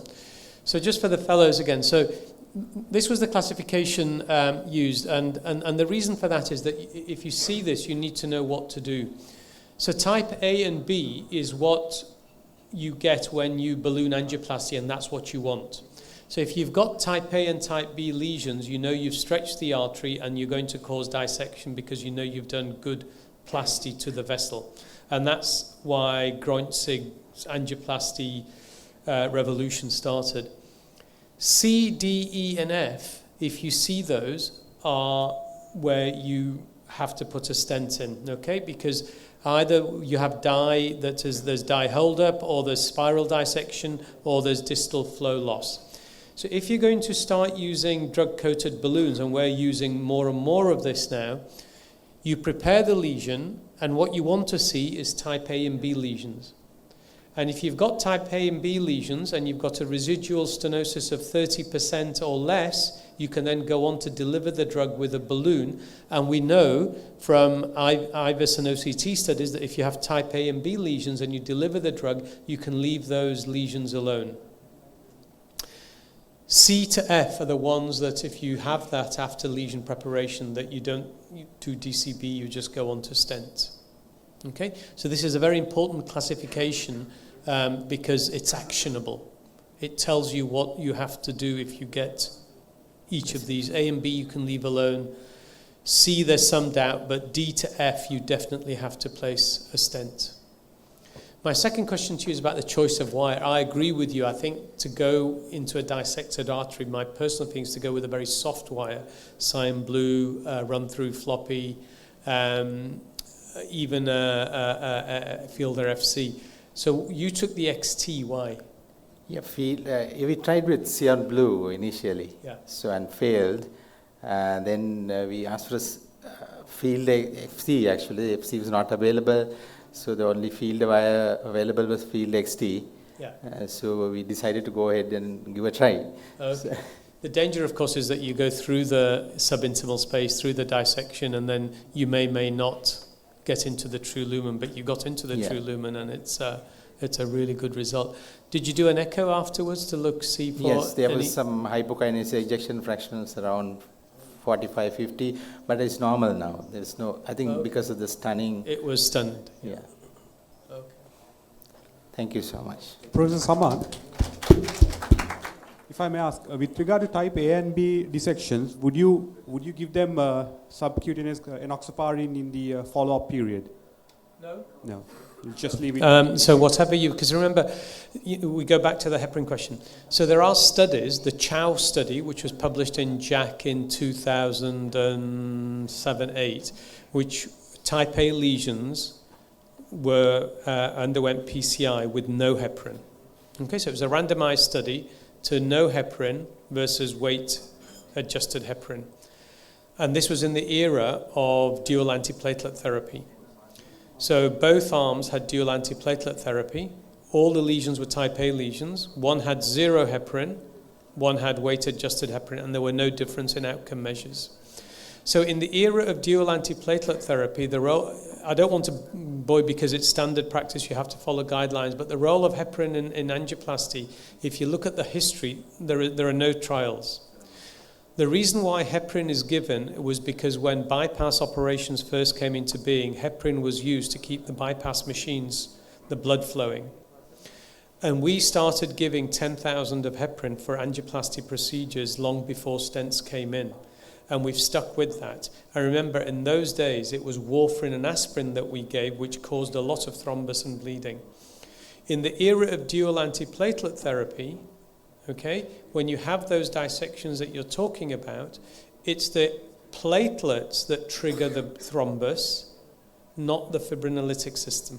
Okay, so when you have a dissection, a tear in the intima, it's the platelets that aggregate, and once they aggregate, they activate, and they release more factors that lead to more platelet sticking. So if you have dual antiplatelet therapy on board, you don't need a continuous heparin, particularly for type A, type B lesions. Now, if you come to E and F, where you have intimal tear, the danger is if you give too much anticoagulants, whether it's heparin, whether it's bivalirudin, or even powerful antiplatelets such as GPA, is that you cause intramural hematoma. And so there have been cases where people have seen type F dissections, and you've got reduced flow distally or no flow, where they've given GPI or lots of heparin. And what's happened is that because the tear is extending into the media, you get intramural hematoma, which closes the artery distally. Okay? Now, if you suspect that, do you know what the treatment is? Anybody? I had a patient where I just put another stent to cover that area. So the Japanese showed that if you use a cutting balloon, if the mechanism is intramural hematoma, which you can get in spontaneous coronary artery dissection in women, so now my standard therapy for SCAD, so you know when you see spontaneous coronary artery dissection, and distally the artery is like a rat's tail, very narrow, you use a cutting balloon. And the reason it's like a rat's tail is because you've got intramural hematoma that's compressing the artery. You use a cutting balloon, you tear the media, the blood is released, and the artery opens. So in type E and F, do not give excess anticoagulants. With type A and B, would you, if you go for a DCB instead of a stent, yes, you still wouldn't use heparin or subcutaneous? No, you would give heparin for the duration of the procedure, but not to prolong it because you've got dual antiplatelet therapy. So if you look at the recommendation for drug-coated balloon, it's to leave with a type AB dissection. And the studies, there are 2 studies that have been done. If you get no dissection in your lesion preparation, actually those patients do worse. But if you've got type A or type B dissection, these patients do better because you know you've then stretched the artery and you're less likely to get recoil. Yes? So that NHLBI classification is really important because it's actionable. Dr. Isuru Paranagama to present his nightmare. Good evening, everybody. The story is with regard to a 71-year-old gentleman who has had a history of anterior STEMI 3 months in last July, which was treated medically at a local hospital with next place at that time and had been having class 2 anginal symptoms. His basic investigations with regard to 2D echo has revealed an ejection fraction of 45% with the anterior anteroseptal hypokinesia from base to mid segments, with preserved muscle mass with a grade 1 MR. Other than that, his past medical history was significant for diabetes and hypertension for the last 15 years. There was no significant surgical or allergic history. He was a non-smoker and a teetotaler. He turned up after 3 months for a routine angiogram, which we performed, and revealed a significant LED occlusion with proximal narrowing of 99% with a single vessel disease, with no calcifications. So then and there we decided to go ahead with PCI to LAD. These were his initial angiographic images in caudal as well as in cranial weaves.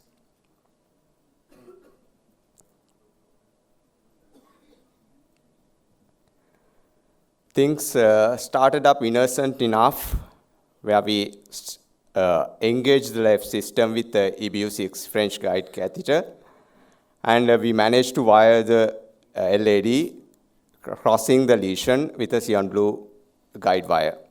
And the lesion was prepared, pre-dilating with a Sprinter Legend 210 balloon at 8 a.m. and lesion stented with a Science Prime 328 drug-eluting stent at 10 a.m. This is where we pre-dilated the lesion for preparation, and this is the images of stenting.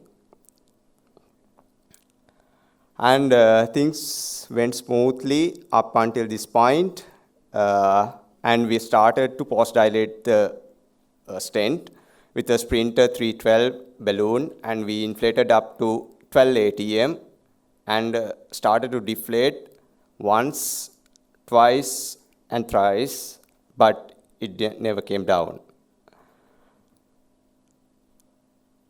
At this point, it went beyond 30 seconds and 45 seconds, and patient started to complain of chest pain, and there was utter mess of that. And STs were going up. Patient started to complain of chest pain, but blood pressure was stable enough, luckily. Then, what to do? In attempting to recover, first we immediately tried with changing the indiflator and tried to deflate the balloon, but without success. And immediately we turned up to a large syringe with negative pressure application in multiple attempts and tried to deflate, but again it was not successful.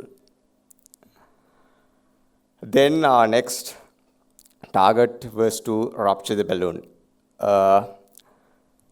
Deciding to the method to rupture, if we have to go ahead with a guide liner, we'll have to cut the balloon shaft catheter at the proximal end. So initially we tried to attempted to reach the balloon with a microcatheter and then to send a hard wire through the microcatheter to rupture the balloon. Unfortunately, we could send the wire, but microcatheter was not going beyond the proximal edge of the stent. Maybe wire might have gone through the underdeployed proximal struts of the stent, but anyhow, the microcatheter was not proceeding beyond that. At the same time, we were attempting to dilute the balloon dye with normal saline. The technique we used was we filled the indiflator with normal saline and inflated the balloon to a higher pressure, infusing normal saline into the balloon. Allowing to egress the balloon dye, reducing the viscosity. Where we were slightly successful with partially deflating the balloon, and we just managed to retrieve the balloon at that point. And we all went a bit relieved and immediately took the next cine, and this was the finding, leaving a filling defect at the proximal end of the LAD. And we were in doubt whether that was a dissection or a retained balloon particle at the proximal stent. And for the gross appearance of the balloon, there was a missing part as well. So we entertained both the possibilities and went ahead a technique for the retrieval of the retained balloon particle. We initially tried to send a balloon through the already available wire, but it was not successful. Then we had to send a body wire into the LAD and send a balloon distally and partially inflate it and retrieve the balloon, allowing the retrieval of the retained balloon particle. And this was the next scene, which revealed fairly good results. So we have already disturbed the proximal end as well as the proximal LAD as well as the left main. So we decided to stent from the proximal end of the stent, covering the left main up to the left main. And these were the final results, stenting from left main to LAD. The procedure always, I should give my all credit to Dr. Vasantha Kapuata, who is one of my mentors, and as well as to Dr. Roshan Paranaman, to senior consultant cardiologists, for salvaging the patient at this point.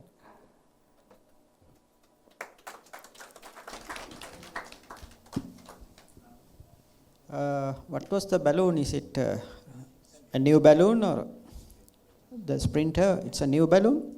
Yes, sir, it's a new balloon. Nivea balloon. Not.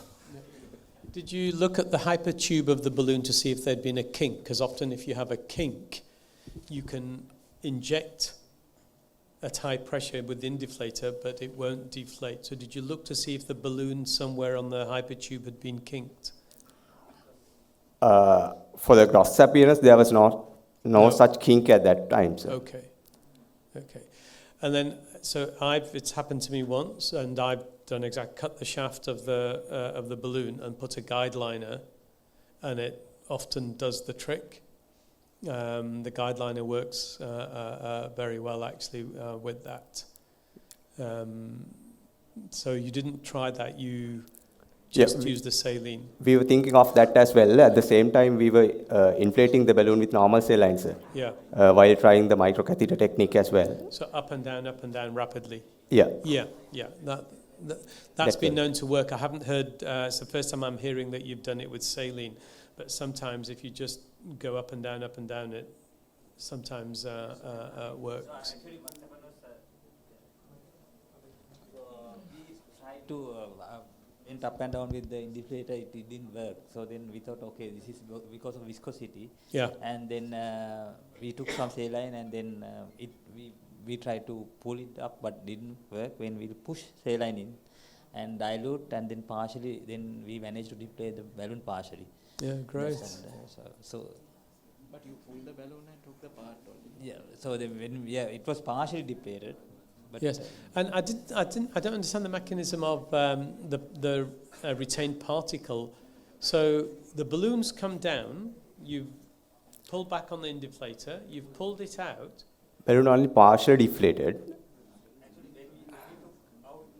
If you look at the picture, there was a part miss. The whole tip of the balloon is not available, actually, one part. So because of there's a filling defects, we thought whether it's a dissection or whether the part of balloon. So what, a part of the balloon material missing has come away? Yes. So you were able to get it afterwards? We didn't see actually. What's the size of the balloon? 312. Yeah. Can I ask you, Professor Saman, what your views are on this pre-dilatation, preparation of the lesion? Post-dilatation, because we see that most of the problems we have is actually at the post-dilatation stage, because unfortunately we have to sometimes use balloons. Yeah. And the other point is that as we were talking earlier, most of our patients are quite young. I wouldn't do direct stenting on a 70-year-old, but say 30 years old soft flux, whether you would really... I agree with you. So everybody will have different views. My personal view is that in young patients, no calcium, I direct stent. Okay, right. And would you deploy it at a fairly high pressure so that you would not need to... So once again, these guys who work with me will know that I tend to use bigger stents. So in European males, proximal LAD, I would never use smaller than 3.5. Okay, left mains in European males, typically it's 5 to 5.5. Okay, and I will do that without intravascular imaging. So I hardly ever, unless it's a side branch, OM or a diagonal eye, I never use 2.5 stents in LAD, circs or rights. But I think, as I was saying to you earlier, I think you have to characterize the Sri Lankan population and not go by what European or American practice is, because the phenotype is very different here. Okay? But I do see that you have a younger patient. I mean, all the cases that I'm seeing here, honestly, I mean, you know, these guys will know that most of our patients, you know, was it 21% now are over 70, okay, in our population, okay, and the majority, the mean age is 64 for all angioplasty. So our problem is an elderly patient population where pre-preparation and post-dilatation is of necessity. Yeah. Right, thank you. We are running behind time and the time point is approaching. I hope the next case, can you quickly present them?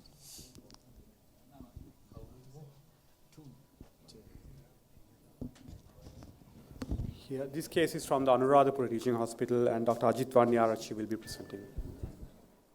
Good evening. I'm Dr. Ajit Vanyarachi, consultant cardiologist at Teaching Hospital Anuradhapura. It's my pleasure to share one of our experience at the cath lab. This case actually happened about 3 years back when I resumed duty as a consultant cardiologist at Teaching Hospital Anuradhapura. So it was a 50-year-old male who had a hypertension as a risk factor, and patient had non-steal elevation MI, and he had exercise ECG done, which was positive at stage 2, and his coronary angiogram had revealed narrowing of OM2 branch. And actually this case belongs to my other colleague, and he started doing PCI. This is the baseline angiography. The right coronary looks normal, and actually OM branch has 90%, about 90% stenosis. So he had tried with XB36 French guide catheter, and when he came across this complication, I was asked to come and see and have a look actually what to do. Actually, I never had never had done this case like this before. So, and the cath lab was also new to me. And I was thinking what to do, and he had actually used a guide wire, PTCA guide wire. He probably tried to manipulate into the OM branch, and he lost the distal part of the guide wire. So then I was thinking what to do with the next, and how to take this guide wire. You can't just leave the guide wire inside the coronary artery, or if you leave it, you have to do something, stenting. First, I thought we have to take this guide wire out. So what I first tried was to use the parallel wire technique, so keep normal this workhorse wires, about at least 3 workhorse wires down the coronary and probably into different branches. When I tried it, you can see that wire further migrated down the circumflex. So it's further migrated. So I didn't give up actually. So then I put 3 wires down the circumflex. You can see workhorse guide wires going down the circumflex. And then this is another view. So then, let me go back actually. So these are the 3 guide wires. And then what I did was I put a torque proximally near the Y connector and twist it as much as possible. So thinking that the guide wire, the distal part of the lost guide wire get trapped into these 3 guide wires, and then I slowly pull the whole 3 guide wires into the guide catheter. Unfortunately, I lost it at the tip of the, you can see it, the piece of the guide wire broken is floating in the left main at the tip of the guide catheter. right? Then I was worried actually to do the same technique again because it can further migrate into somewhere. So I thought whether, because there is you can see a tip of it's a small piece, whether to do a snaring. So then I took, again, to be on safe side, I just put another guide wire into the LAD, and I can see end snare coming, and fortunately I was able to catch it. And the guide piece of the guide wire was taken from out of the patient, and then we complete the procedure. Patient went home next day. So that is the PCI, and this is post PCI, slightly oversized stent. So for the discussion, actually, the fragmented guide wire is not a very common complication, but that we come across them because we tend to use regas guide wire. That means reuse the guide wire. We have to be very careful, especially when you use them and when you manipulate them. Leaving the guide wire inside the coronary artery can lead to certain complications like coronary thrombosis, stenosis, and distal embolization, leading to chronic occlusion as well. So there are several therapeutic options available that we could do. One is to take the guide wire, trap the guide wire like this and take it out, or snare it, or can put a stent and cover entire length of the guide wire with a stent,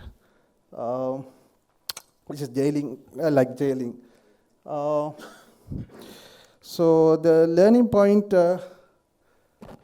in this is to be careful when you manipulate the guide wire, because when you too much manipulate the guide wire, especially when you enter the circumflex and OM branches, it can fracture, especially when you use the reused guide wires. And then you can call for help if someone aware, you can call them or ask them what to do and all. And don't just leave it. We have to, if you can't take it out, you can consider stenting and complete the procedure. Thank you. Yeah, I would challenge you to say that you can't leave it. So, you leave metal in there all the time. It's called a stent. So I have 3 patients. One was a jailed wire where I pulled it never came out, and it's now from the diagonal all the way up to the subclavian artery, and it's been there for 16 years. I have another 2 with fragments in the right coronary artery that are there. So they stay on antiplatelets. I put them on dual then single antiplatelet forever. I treat them as if there was a stent. I agree with you. I've tried to remove it, but if it doesn't come out, yeah, just leave it. So actually, I came across another case last week. Actually, the fracture, I jailed the guide wire, and guide wire broken, and guide wire was coming out, as you said, from the left main into the aorta. So it was hanging in the aorta. So that was also taken out like this, actually, same technique, I took it out. Because the aorta is a high flow area, and yeah. This is an 014 wire, the chances of thrombus forming on it are very, very slight. Yeah. Now, I did try to take it out, but if it doesn't come out, just leave it. Because sometimes you can do more harm by using multiple bits of equipment to try and take it out. Is it okay to leave it from the left main to, just you have to cover the up to left main, or? I left mine, I didn't cover it because it would have meant putting stents all the way from Prox LAD all the way up to the left main. Yeah. So because it's an 014 wire, and I said to you, you're leaving stents there anyway, you're leaving metal in coronary arteries. So the key is, I just leave it there now. The difference, of course, is that with the stent, it's against the endothelium, so it endothelializes. This will keep flapping about, but if it's in the aorta, it's a very high flow area, and you will not get thrombus formation on that. Yeah, thank you. Very good advice, actually, for all of us. Never leave any plastic parts, no balloons parts inside. Yeah. You can leave wires. Balloons have to always. Next, please. Next, one more case. Yeah. Okay, thank you. Okay. Okay, we are down to our last case and back to Colombo. From NHSL, Dr. Anushka Pires will be presenting this next case. Professor Saman, distinguished panelists, and ladies and gentlemen, as the last speaker of the Fellows course, I would like to present an interesting case on traumatic RCA dissection to highlight few learning points. To start with, our patient was a 62-year-old lady with a background of diabetes and hypertension who presented to us with a recent non-STEMI with class 3 angina symptoms.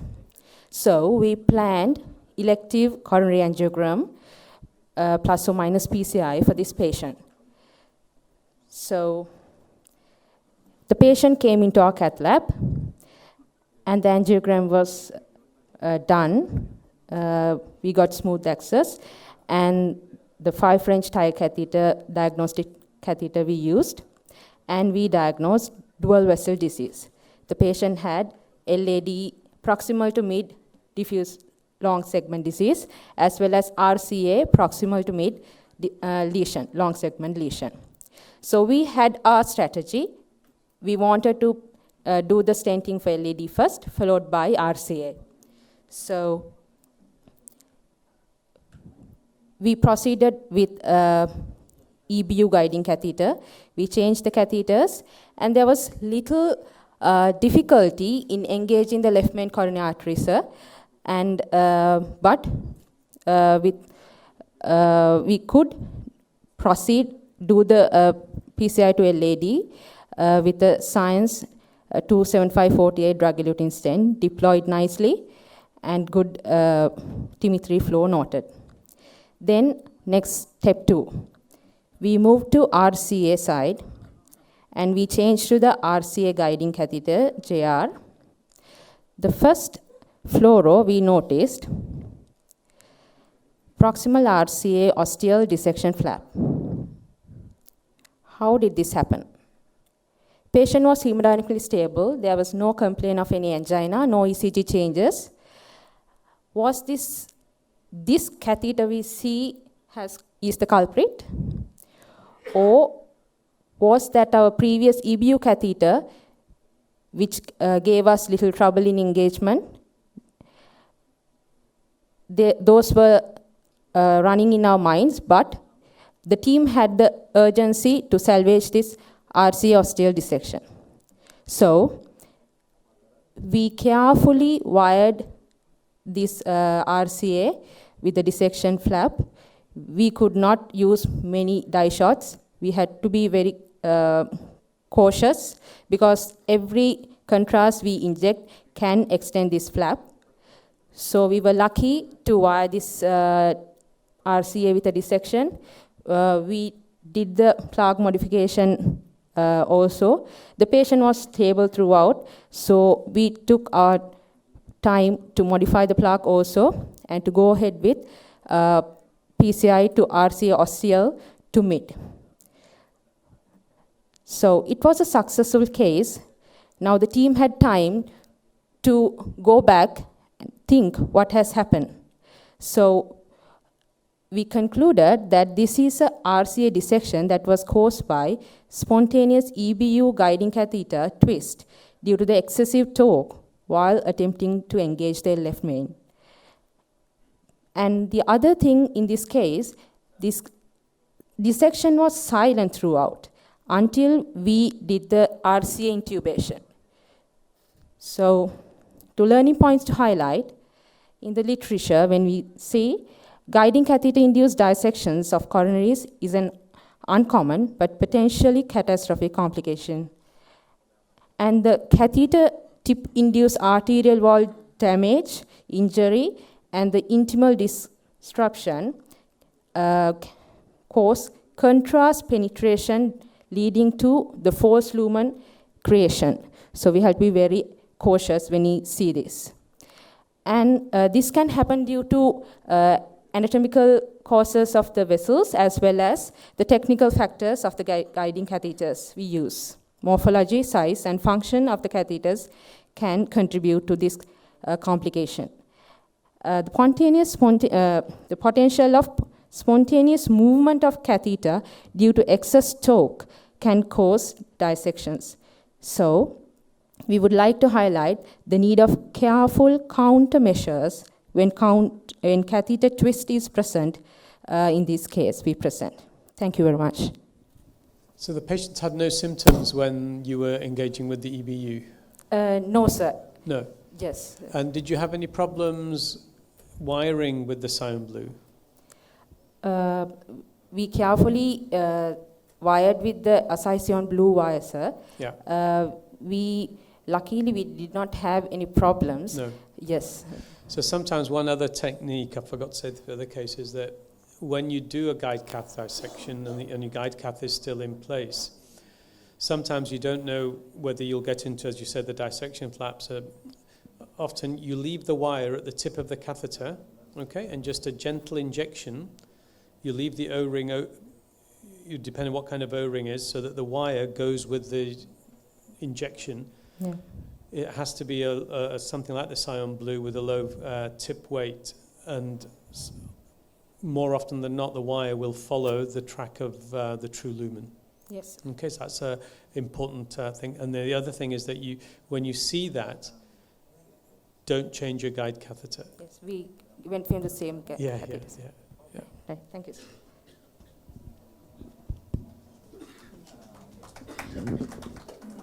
Yes, I think the RCA is notorious for dissection, so our SRC in training will encounter this. So once that happens, it's not really what caused it, but as Professor Saman said, if you have a guide catheter in place, don't change that.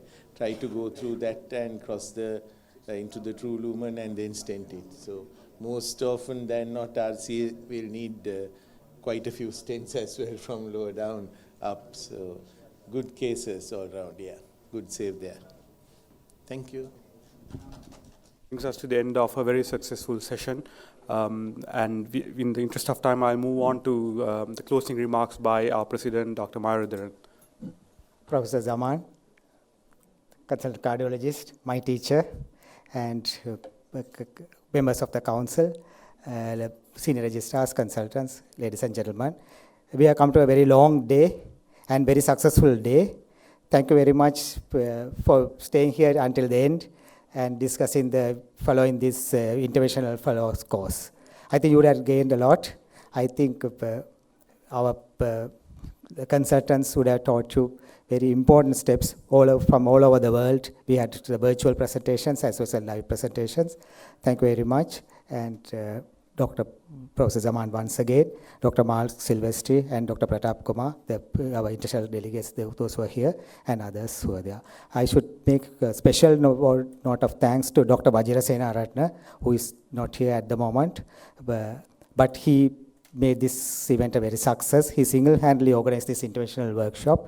Thank you. Again, shall we give an applause to him? I think thank you for attending this course. We have the inauguration ceremony scheduled at 6:30. I think we will rush and come back. I hope to see you all there at the inauguration ceremony, and you can relax till the academic sessions tomorrow. Right, thank you.